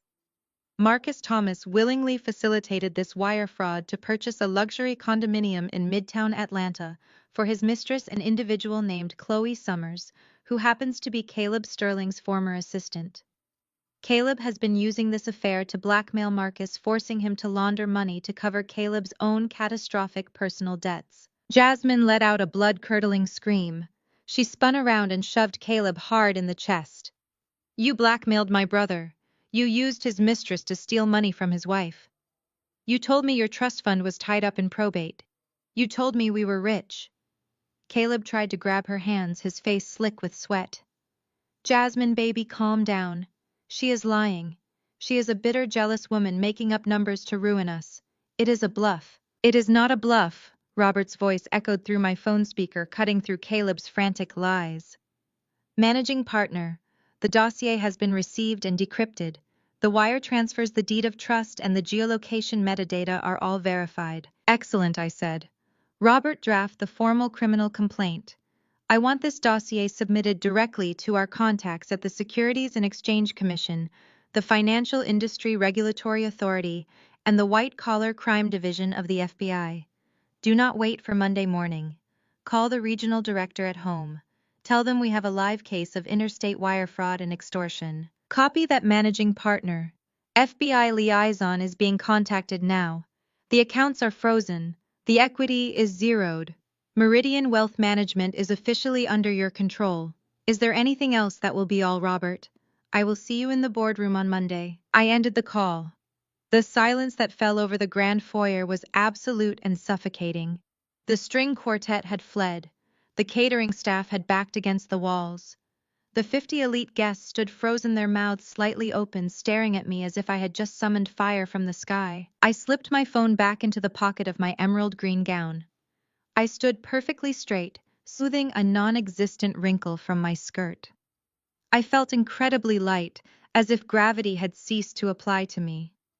I had walked into this house as the marginalized working-class daughter-in-law. I had just dismantled their entire financial ecosystem in less than 3 minutes without raising my voice or breaking a sweat. Marcus was gripping the banister of the staircase, gasping for air. His bespoke Italian tuxedo suddenly looked like a cheap Halloween costume. The realization of his total ruin was crashing down on him in real time. He had no job. He had no severance. His affair was public knowledge. His elite reputation was obliterated, and the federal government was about to seize his remaining assets. Caleb was frantically tapping on his counterfeit Patek Philippe watch, staring at his phone screen as if trying to will a different reality into existence. The color had completely drained from his face, leaving him a sickly, terrifying shade of pale. He knew the FBI did not play games with wire fraud. He knew that unregistered securities carried mandatory federal prison sentences. The arrogant white privilege that had shielded him his entire life was completely useless against a digital paper trail of his own crimes. Vivienne was leaning heavily against Pastor Thomas, her eyes wide with unadulterated terror, the First Lady of Greater Hope Ministry. The woman who had demanded my submission and called me Baron was now watching her golden son and her wealthy son-in-law face federal indictment in front of her most important donors. Her meticulously curated empire of faith and fashion had just been exposed as a den of thieves. I looked at Marcus. He was staring at me, his eyes wide and pleading. He opened his mouth to speak, to beg, to try to assert his dominance one last time. But before he could utter a single pathetic word, the silence in the grand foyer was broken by a sound far more devastating than my voice. It was a chorus of digital notifications. It started with one phone buzzing in Caleb's pocket. Then Marcus's phone chimed from his jacket. Then Jasmine's phone rang from her designer clutch. Within seconds, a cacophony of alerts, rings, and vibrations erupted from the pockets and purses of the 4 people who had tried to destroy me. The automated systems of Wall Street operate with merciless speed. The fallout had officially reached their devices, and the avalanche of their destruction was about to bury them alive. Caleb snatched his phone from his pocket with trembling hands. His thumb frantically swiped across the glowing glass. I watched the artificial tan completely drain from his face, replaced by an ashen, sickly gray. His eyes darted back and forth, reading the incoming notifications. The first was an automated email from the Vanguard Capital Human Resources Division. I knew exactly what it said because I had authorized the template myself. It was the formal notice of termination with cause. It cited the exact corporate bylaws he had violated, stripped him of his federal securities licenses, and formally banned him from the premises of any Meridian Wealth Management building. Before Caleb could even process the termination, his screen went entirely black. The Vanguard Information Technology Department had initiated the remote wipe protocol. Caleb's company issued phone. The device he had used to coordinate his entire fraudulent empire was suddenly nothing more than a useless brick of metal. He mashed the power button, his breathing turning into shallow, rapid gasps. He looked like a man who had just stepped off a ledge and realized gravity was real. Marcus was next. He stared at his personal device, his hands shaking so violently he nearly dropped it on the marble floor. A cascade of push notifications flooded his lock screen, each one a separate catastrophic financial blow. American Express account suspended. Chase private client access revoked. Federal holding alerts triggered on his primary, checking his savings and the joint accounts he thought he had successfully drained. The banks were not just freezing his assets, they were actively flagging his identity for massive financial fraud. And then came the message that completely broke him. A text from Chloe Summers illuminated his screen. I did not need to see the display to know what she was frantically typing. I had made sure the Vanguard legal team slapped an immediate corporate lien on the Midtown condominium an hour before I arrived at the party. Since the property was purchased with embezzled corporate funds, it was legally classified as a seized asset. Chloe was not just losing her luxury apartment, she was actively being escorted off the premises by corporate recovery agents. Marcus was reading the panicked, furious messages of his mistress, realizing she was homeless and implicated in a federal crime. Jasmine let out a piercing, hysterical shriek. She was staring at her own phone, furiously tapping the screen with her manicured nails. Her platinum credit cards, entirely funded by Caleb's non-existent trust, and Marcus's stolen money, were failing. She was receiving real-time notifications of declined transactions. Her luxury SUV lease payment bounced. Her exclusive country club membership triggered an automatic suspension alert. The financial safety net she had weaponized against me for 7 years evaporated in a matter of seconds. My cards are declining! Jasmine screamed, her voice cracking as she shoved the screen into Caleb's chest. Caleb, what did you do? Why is the bank texting me about a fraud lock? You said we had millions in the offshore account. The 50 guests in the grand foyer were no longer a supportive audience. They had transformed into a ruthless jury. The whispers started immediately growing into a harsh, buzzing hive of judgment. I saw the city councilman subtly signal his wife to head for the coat check, desperate to avoid any association with a looming federal indictment. The rival megachurch pastor pulled out his phone, likely texting his own board of directors to immediately sever all financial ties with Greater Hope Ministry. In the world of Atlanta's black elite, proximity to white-collar crime is absolute social suicide. They were abandoning Pastor Thomas and First Lady Vivian with terrifying speed. The air in the room was thick with the scent of fear. Guests began edging toward the heavy oak doors, their eyes glued to the spectacle unfolding on the grand staircase. Several of the younger socialites had their phones out, openly recording the downfall of the city's most arrogant family. The perfect, untouchable facade of the Thomas legacy was bleeding out on the imported marble floor. Marcus looked up from his phone, his eyes bloodshot and wild with pure terror. He lunged toward Caleb, grabbing the lapels of Caleb's velvet dinner jacket. You told me we were safe, Marcus roared, his voice completely devoid of the smooth confidence he had projected minutes earlier. You said setting up the shell company would hide the money from the auditors. You promised me she would never find out about Chloe. You said you had the compliance officers in your pocket. Caleb shoved Marcus away with a violent thrust, his own panic stripping away his polished upper-class facade. The illusion of their brotherhood shattered instantly. Caleb was no longer the mentoring brother-in-law sharing his wealth. He was a cornered rat turning on his accomplice. Get your hands off me, you idiot! Caleb shouted, looking frantically around the room at the guests who were capturing his every move on camera. I told you to keep your wife under control. I told you she was going to be a problem. This is your fault for marrying a street rat who does not know her place. You were supposed to manage her, but you are too weak to handle a woman who makes more money than you. Jasmine gasped, grabbing Caleb's arm. Do not talk to my brother like that. You told us you were a financial genius.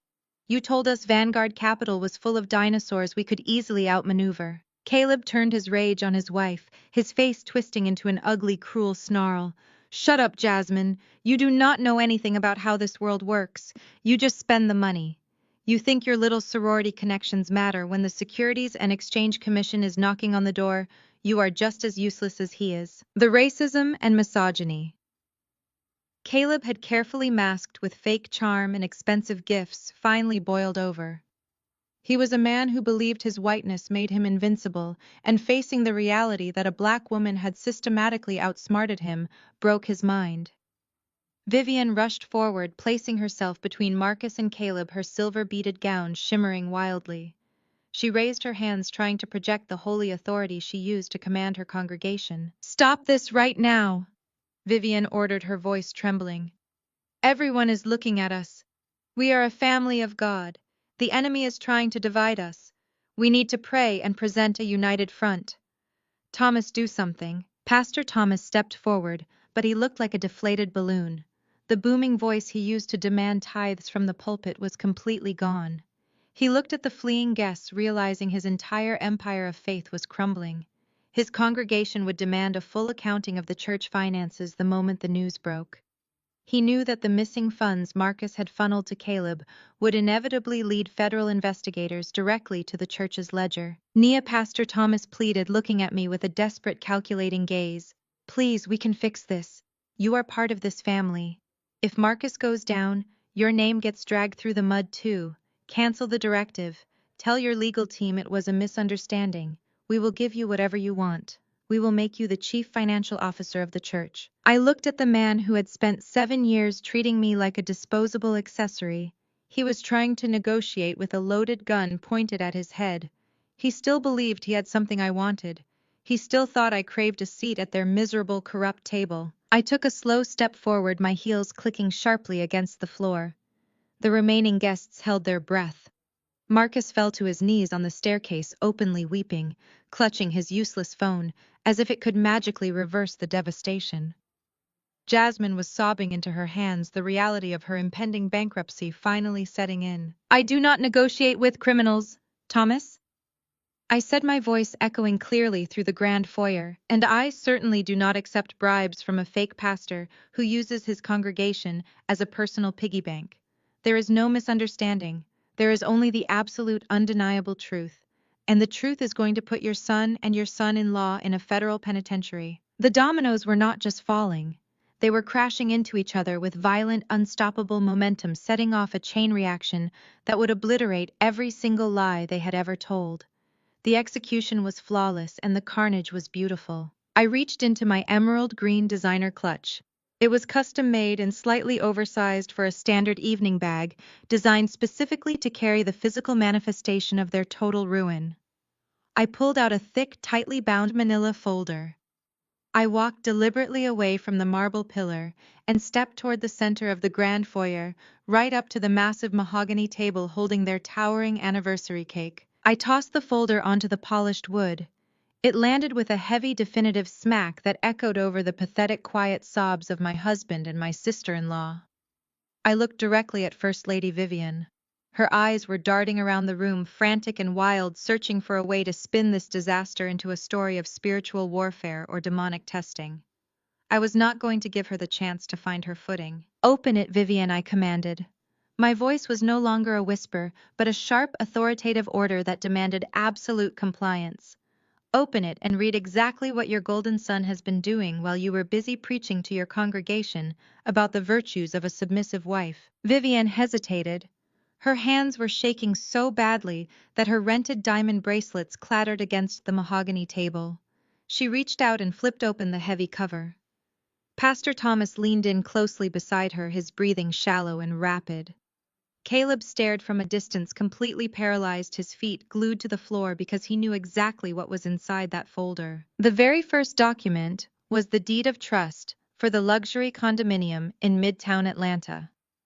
I had highlighted the purchase price of $150,000 and the name of the sole owner in bright yellow ink. "That is the Bridge Capital. Marcus was so desperate to secure, I announced, ensuring my voice carried to the remaining guests, who were huddled near the coat check, recording the entire spectacle on their smartphones. That is the decentralized equity fund Caleb promised would revolutionize your family wealth. It is not a commercial real estate asset. It is a luxury apartment purchased outright for Caleb's former 24-year-old assistant Chloe Summers. Vivian stared at the paper, her breath catching audibly in her throat. She frantically flipped to the next page. It was a series of high-resolution date-stamped photographs I had sourced from a private investigator within 48 hours of discovering the missing money. The images were undeniable. The first photo showed Marcus wearing the exact navy blue windowpane suit I had purchased for him in Milan, wrapping his arm around Chloe in the lobby of that very condominium building. Another photo showed them kissing passionately outside an upscale Buckhead steakhouse. I watched the remaining color completely drain from Vivian's face. The wholly untouchable matriarch of Greater Hope Ministry was staring at high-definition proof that her son was a liar, an adulterer, and an absolute fool. The facade she had spent 40 years building was crumbling onto the table right in front of her. But an affair is just a moral failing. I continued, my tone analytical and razor-sharp. In your Vivian, moral failings can be swept under the rug with a tearful Sunday sermon and a few well-placed prayers. So let us move on to the actual crimes. Turn to the third page. Pastor Thomas reached down with a trembling hand and flipped the page himself. He was looking at a forensic flowchart I had personally mapped out. It detailed the exact routing numbers from his church youth fund accounts, connecting directly to the joint savings account Marcus shared with me, and finally funneling straight into Vanguard Horizon Holdings LLC. I pointed at the center of the chart. That is Caleb's unregistered shell company. Caleb discovered your son sleeping with his assistant 6 months ago.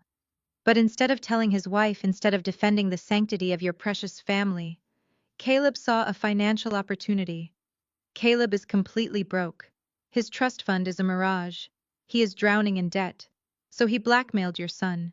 He forced Marcus to embezzle church funds and drain my personal savings to buy that condo to keep the mistress quiet. Caleb engineered the entire fake startup to launder the extortion money and keep Marcus on a permanent leash. Jasmine let out another piercing scream, burying her face in her hands. She collapsed against a marble pillar, sliding down to the floor, her sheer designer dress pooling around her in a pathetic heap.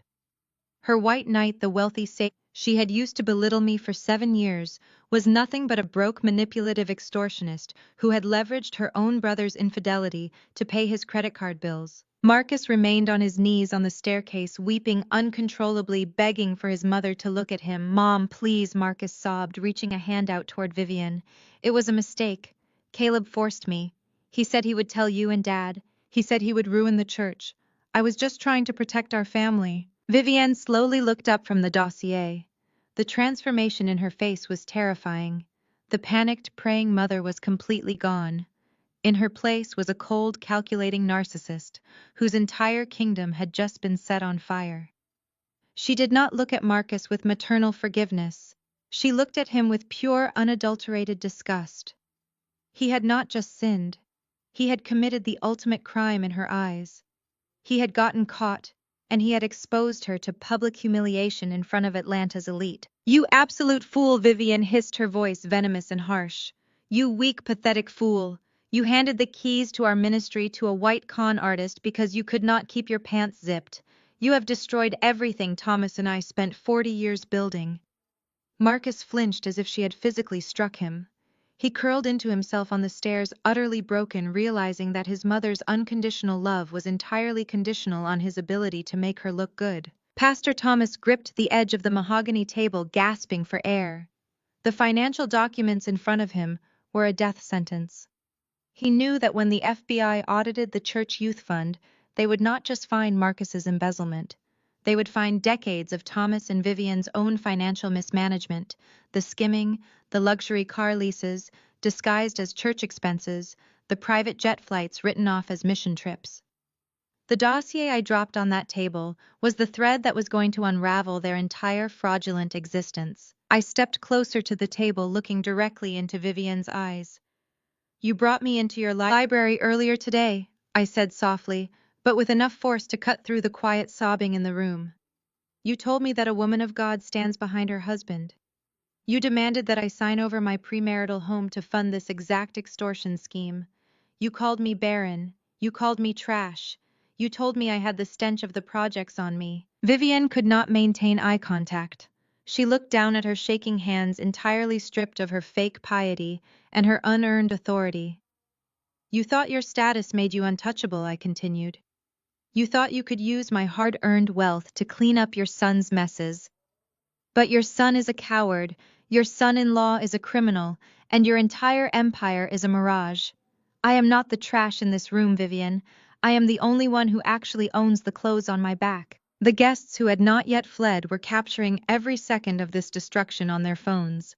I knew the footage would be circulating in group chats and local blogs before I even reached my car. The social execution was absolute. There would be no recovery from this. There would be no public relations spin, no Sunday morning redemption tours, no tearful magazine interviews. The evidence was physical, it was irrefutable, and it was currently sitting in the inbox of federal regulators. I had systematically dismantled every pillar of their lives. I had taken Marcus's career. I had exposed Caleb's blackmail. I had destroyed Jasmine's fake superiority. And I had shattered the untouchable image of Pastor Thomas and First Lady Vivienne. I had placed a mirror in front of their entire family, forcing them to look at the ugly, rotting core of their existence. All their excuses shattered into dust, leaving nothing behind but the cold, harsh reality of their impending ruin. The harsh reality of their impending ruin hung in the air for only a fraction of a second before the silence was violently shattered. Caleb snapped. The polished velvet-draped venture capitalist vanished entirely, replaced by the panicked, cornered criminal he truly was. He ran, a trembling hand through his perfectly styled hair, ruining the expensive cut. The unearned confidence that had defined his entire existence evaporated, leaving behind a frantic, sweaty desperation. He looked at his ruined phone, then looked down at Marcus, who was still kneeling on the marble staircase in tears. Caleb let out a harsh barking laugh. It was a manic, breathless sound that echoed terribly against the vaulted ceilings. "You absolute worthless token!" Caleb spat, his voice cracking with rage. Marcus jolted his tear-streaked face, snapping up to look at his brother-in-law.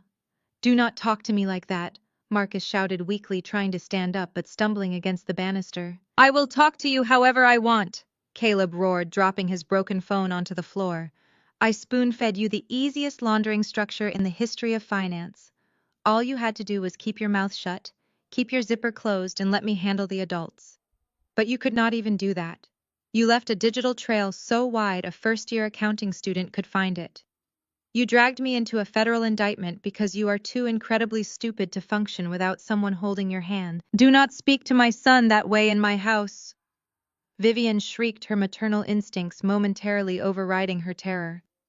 "You are a guest here. You are a criminal who preyed on our ministry and corrupted my boy. Your ministry! Your house!" Caleb turned his furious gaze onto my mother-in-law, completely abandoning any remaining shred of social etiquette. "Please, Vivienne, do not play the righteous victim with me. You are a fake plastic fraud wearing rented diamonds in a foreclosed mansion. I did not corrupt your son. He was already a spineless coward when I met him. And I did not prey on your ministry. I exploited the exact same gullible flock of sheep you have been bleeding dry for decades." The remaining guests gasped audibly. Several wealthy donors took immediate steps toward the exit, desperately trying to distance themselves from the implosion. The cell phone cameras were still recording, capturing every vile, unfiltered word pouring out of Caleb's mouth. "You people make me sick!" Caleb snarled, his face twisting into an ugly, hateful sneer. The mask of the progressive, wealthy white ally completely melted away, exposing the deep, rotting core of his racism. "You are so utterly obsessed with your proximity to whiteness. You are so incredibly desperate to prove you belong in high society that you let me walk right through the front door and take whatever I wanted. You practically handed me the keys to your bank accounts because I look the part and I know the right words. You wanted my validation so badly that you never even bothered to ask for a single financial credential. Jasmine let out a broken, agonizing sob. She crawled across the marble floor and grabbed the hem of Caleb's trousers. Caleb, stop. Please stop. We are your family. Caleb looked down at his wife with a gaze so devoid of affection it sent a chill through the grand foyer. He kicked his leg out, shaking off her grasp as if she were an infectious disease. Family! You were a prop, Jasmine. Caleb spat his words, slicing through her like a scalpel. A loud, expensive, incredibly naive prop. Do you honestly think I married you because I respected you? Do you think I actually enjoyed listening to your mindless country club gossip? I married you because your father had a database of 10,000 wealthy, faithful donors who would blindly invest their retirement funds with anyone the pastor endorsed. You were just the entry fee, and frankly, you were vastly overpaid for the service. Jasmine collapsed entirely, pressing her face against the cold floor, her wails echoing off the walls, her entire universe and identity built entirely on being chosen by a wealthy white man was completely annihilated in less than 30 seconds. Caleb paced the floor, pacing like a caged predator, realizing the trap had closed. He pointed a shaking finger at Pastor Thomas, then at Vivian, and finally at Marcus. Look at yourselves! Caleb yelled, his voice echoing with pure, unadulterated supremacy. You play dress up, you buy the Italian suits and the European cars, and you host these ridiculous overpriced galas trying to mimic old money. But underneath all the designer labels and the fancy church titles, you are nothing but a cheap minstrel show. You are a ghetto masquerade. You are a joke, and you dragged me down into the mud with you. The words hung in the air like a physical blow. The absolute unvarnished racism that had been lurking beneath his fake progressive smile was finally dragged into the blinding light. I stood by the mahogany table, watching the psychological devastation unfold with cold, clinical satisfaction. For 7 years, Vivian and Jasmine had worshipped Caleb. They had weaponized his whiteness to put me down. They had used his supposed trust fund aesthetic as a benchmark to measure my worth. They had treated me like an outsider because I came from a working-class black neighborhood, choosing to elevate a white con artist simply because society conditioned them to believe his skin color equated to superiority. Now the very idol they had placed on a pedestal was looking down at them and calling them trash. He was using the exact same racist tropes they had spent their entire lives trying to outrun. The poetic justice of their destruction was absolute. They were being torn apart by the monster they had invited into their home and fed at my expense. Marcus let out a guttural, furious roar. Driven by a sudden, pathetic burst of adrenaline, he lunged down the stairs toward Caleb. He threw a wild, uncoordinated punch aimed at Caleb's jaw. But Marcus was not a fighter. He was a pampered executive who had never faced physical confrontation in his life. Caleb easily dodged the blow, grabbed Marcus by the collar of his custom tuxedo, and shoved him violently backward. Marcus tripped over his own feet and crashed into the towering champagne pyramid. Hundreds of crystal glasses shattered in a spectacular, deafening explosion. Expensive champagne rained down on Marcus as he lay groaning amid the broken glass, his hands bleeding, his dignity entirely erased. Caleb did not even look back at him. He turned his wild, desperate eyes toward me. He pointed a finger at my face, breathing heavily. You think you won. Caleb seethed, his chest heaving.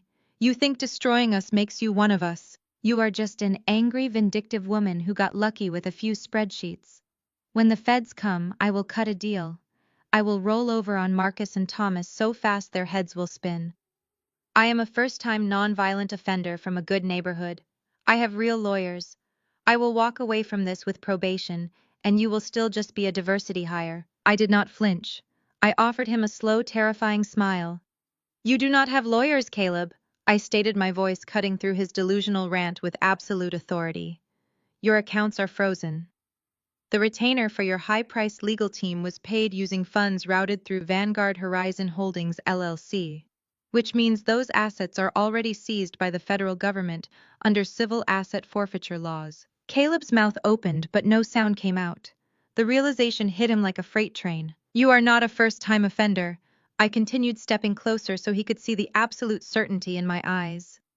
You crossed state lines to initiate fraudulent wire transfers. You engaged in corporate extortion. You operated an unregistered securities syndicate. You are facing a mandatory minimum of 20 years in federal prison.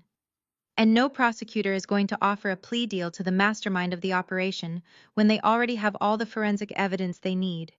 You are not going to walk away, Caleb. You are going to wear a jumpsuit for the rest of your natural life. Caleb stared at me, his eyes wide with absolute consuming terror. He looked at the shattered glass, he looked at his sobbing wife, and he looked at the open front doors of the mansion.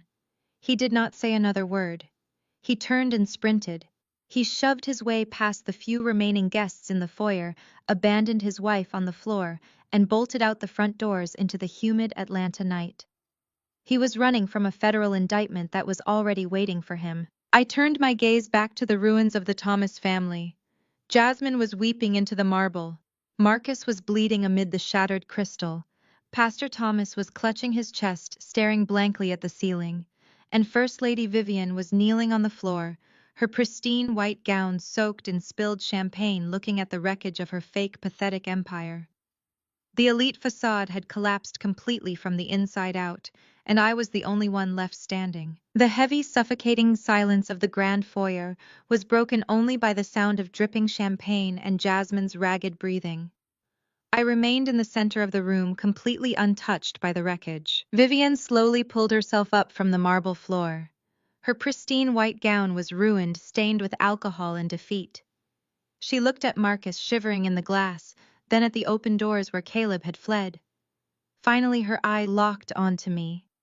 The arrogance that had defined her entire existence was completely gone. She scrambled toward me, her heels slipping on the wet floor until she was standing just inches away. She reached out with trembling hands, desperately grabbing the fabric of my emerald green gown. "Nia, please, Vivian," sobbed her voice, a pathetic, high-pitched whine that stripped away every ounce of her fabricated pastoral dignity. "You have made your point. You have shown us your power. But please, I am begging you as a mother. Do not send my son to prison. Do not let the federal government seize our church. We will lose everything. The congregation will be destroyed. Have mercy on us, Nia. You are a woman of God. We are your family." I looked down at her hands clutching my dress. I did not pull away immediately. I let her hold on, letting her feel the absolute desperation of begging a woman she had spent 7 years treating like garbage. "Let go of my dress, Vivian," I said, my voice barely above a whisper, yet carrying the absolute authority of a judge delivering a death sentence. She released the fabric, instantly shrinking back as if I had burned her. "Do not dare invoke God to me right now." I continued my gaze, locking her in place. "You did not care about mercy when you dragged me into your library and demanded I sign away my home to fund a scam. You did not care about family when you allowed your son to funnel my savings to his mistress. You built a ministry on extortion and vanity, and you used the pulpit to look down on people who actually worked for a living. You are not a woman of God. You are a parasite wearing a cross." Pastor Thomas finally found his voice. He pushed himself off the mahogany table, looking like a hollow shell of a man. "Nia, we can make restitution. We can sell the assets. We can quietly transfer the church leadership. Just give us time to restructure the debt so we can keep the estate. We can sell the house and pay you back every cent Marcus took." I let out a short, sharp laugh. It was a sound devoid of any humor, a cold strike of absolute finality. "You cannot sell this house, Thomas," I stated, turning to face him, "because you do not own it, and you never did." Vivian's eyes went wide. "What are you talking about? We have a mortgage. We have equity. You had a highly toxic, over-leveraged commercial balloon loan that you took out using fraudulent church collateral." I corrected, breaking down their financial ruin into elementary terms, so even they could understand it. "A loan that went into default 3 months ago. Your lenders were preparing to initiate foreclosure proceedings on Monday morning, but they will not be doing that anymore." I reached into my clutch one last time and pulled out a single folded sheet of heavy stock paper. I held it up so the entire room could see the official bank seal at the top. "When I initiated the takeover of Meridian Wealth Management, I also authorized Vanguard Capital to purchase a portfolio of distressed high-risk debt in the Atlanta area. I personally reviewed the ledger. I bought the promissory note to this estate for pennies on the dollar. Marcus stopped groaning in the glass. Jasmine looked up from the floor. Vivian covered her mouth with both hands, a fresh wave of absolute terror washing over her face. "I am your bank, Vivian," I said, stepping closer to her, ensuring she heard every single syllable. "I own the debt. I own the title. I own the very floor you are kneeling on. And since the terms of your original loan included a strict acceleration clause for fraudulent activity, I am calling the debt entirely due, immediately." "No," Vivian gasped, shaking her head violently. "No, you cannot do this. This is our home. This is where we host the ministry. You cannot take our home." "It is not a home. It is a crime scene," I replied coldly. "And I am not taking it. I am reclaiming my capital. I am evicting you." I looked at my watch. The counterfeit Patek Caleb wore was a cheap imitation, but the timepiece on my wrist was authentic and precise. "It is currently 10 o'clock on Saturday night," I announced, projecting my voice, so Marcus, Jasmine, Thomas, and Vivian heard it simultaneously. "You have exactly 24 hours to vacate my property. By 10 o'clock tomorrow evening, I expect this house to be completely empty. You can take your personal clothing and whatever dignity you have left. Every piece of furniture, every piece of art, and every vehicle parked in that driveway that was purchased with church funds remains on site for the federal liquidators." Marcus tried to push himself up, his hands smeared with blood and champagne. "Nia, where are we supposed to go? We have no money. Our cards are frozen. We do not have anywhere to sleep." I looked down at my soon-to-be ex-husband. I felt no pity. I felt no remorse. "That sounds like a poverty mindset, Marcus," I said, throwing Caleb's racist, arrogant insult right back into his face. "I suggest you pull yourself up by your bootstraps. Or better yet, go ask Chloe if she has room on her couch. Though I imagine she is currently looking for a shelter herself." As I watched them process their total inescapable ruin, a profound sense of closure washed over me. I had not just defeated them. I had completely erased their capacity to ever harm me or anyone else again. I turned my back on the wreckage. I did not wait for their protests. I did not wait for the inevitable wailing or the pathetic attempts at negotiation. There is no negotiating with a wrecking ball. I walked toward the massive front doors. The few catering staff members who had remained behind quickly stepped aside, clearing a path for me with wide, respectful eyes. They had spent the entire evening being treated like invisible servants by Vivian and Jasmine. Now they were watching the supposed royalty of Atlanta get tossed into the street by the very woman they had mocked. I stepped out into the humid Georgia night. The valet had already brought my car around, leaving the engine running. He handed me the keys without a word, his expression a mix of awe and sheer terror. I tipped him with a crisp $100 bill, slid into the driver's seat of my car, and closed the door, sealing away the screams and the chaos of the Thomas family forever. The leather of the steering wheel felt cool and grounding beneath my hands. I shifted the car into drive and let the engine purr to life, a low, steady growl that easily drowned out the muffled panic still radiating from the mansion behind me. I glided down the long, sweeping driveway, the manicured hedges, and aggressive landscape lighting, passing by like the background of a movie I was finally turning off. When I reached the heavy wrought iron gates, they opened smoothly, granting me access to the quiet, humid Atlanta night. I merged onto the main road and took one final look in the rearview mirror. The estate sat on the hill, still glowing with artificial light, but I knew the darkness inside was already consuming them. It was a tomb of their own making. The silence inside my car was absolute, and for the first time in 7 years, it was not a tense, waiting silence. It was the silence of total liberation. I drove through the winding streets of Buckhead, watching the city skyline reveal itself between the trees, and I felt a profound, unprecedented lightness in my chest. For 7 years, I had allowed myself to be cast as a supporting character in a fraudulent gospel. I had let a family of parasites convince me that my grit, my intellect, and my undeniable success were character flaws.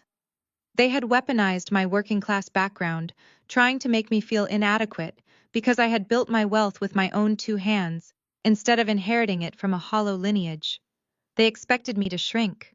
Society expects women, especially highly successful Black women, to diminish their light, so the men around them do not feel blinded by their own mediocrity. We are told to carry the financial burdens, swallow the microaggressions, and maintain the illusion of a happy home at the absolute expense of our own sanity. Vivienne and Thomas sold that toxic theology from their pulpit every Sunday, training an entire congregation to value submission over self-respect. Jasmine and Marcus consumed that poison and regurgitated it, believing that proximity to Caleb's white privilege somehow elevated them above their own people. They hated me because I refused to play by those pathetic broken rules. I was the mirror reflecting their deep, unyielding insecurities. Every time I closed a multi-million-dollar acquisition, every time I refused to be intimidated by Caleb's counterfeit arrogance, I reminded them that their entire world was a carefully constructed lie.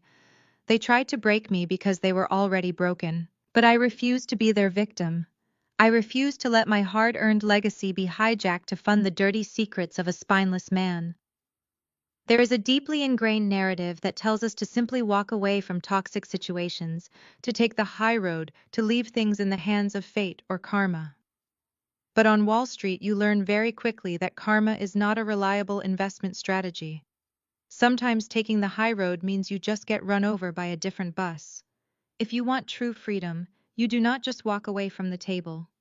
You flip the table over, secure the assets, and make absolutely certain that the people who tried to destroy you lose their ability to ever sit at a table again. I did not just survive the Thomas family. I performed a hostile takeover of my own life. I audited my reality, identified the toxic liabilities, and liquidated them with extreme prejudice. I reclaimed my peace of mind with the exact same ruthless precision I used to dominate corporate boardrooms. The collateral damage they suffered was entirely self-inflicted. I simply provided the documentation and let the federal government do the rest. By Monday morning, Vanguard Capital would officially own Meridian Wealth Management. Marcus and Caleb would be staring at the inside of an interrogation room. Vivienne and Thomas would be handing their keys over to my foreclosure agents.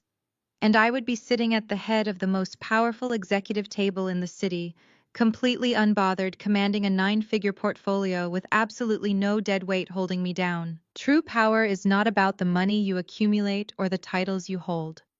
True power is the absolute unwavering conviction in your own worth.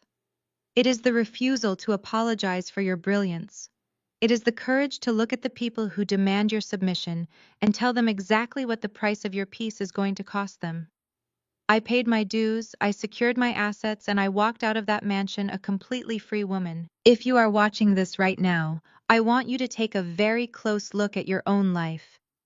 Are you shrinking yourself to fit into a room that is too small for your ambition? Are you carrying the financial or emotional burdens of people who secretly resent your success? Are you letting toxic family members, manipulative in-laws, or a cowardly partner dictate your worth? Do not wait for them to change. Do not wait for an apology that is never going to come. Audit your life. Identify the people who are draining your energy, your finances, and your joy.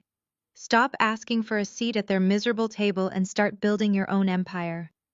You have the power to rewrite your narrative, but you have to be willing to strike the match and burn the illusions to the ground. I want to hear from you. Have you ever had to ruthlessly cut off toxic family members to protect your peace? Have you ever watched the people who tried to break you face the ultimate consequences of their own actions? Drop your story in the comments below. Let this community know how you took your power back. Share this video with anyone who needs the courage to finally stand up, draw a hard line, and refuse to be a victim. Hit that like button, subscribe to the channel, and turn on notifications so you never miss another story of absolute unapologetic victory. Because surviving is fine, but dominating your own life is so much better. Keep your standards high, keep your boundaries impenetrable, and never ever apologize for winning.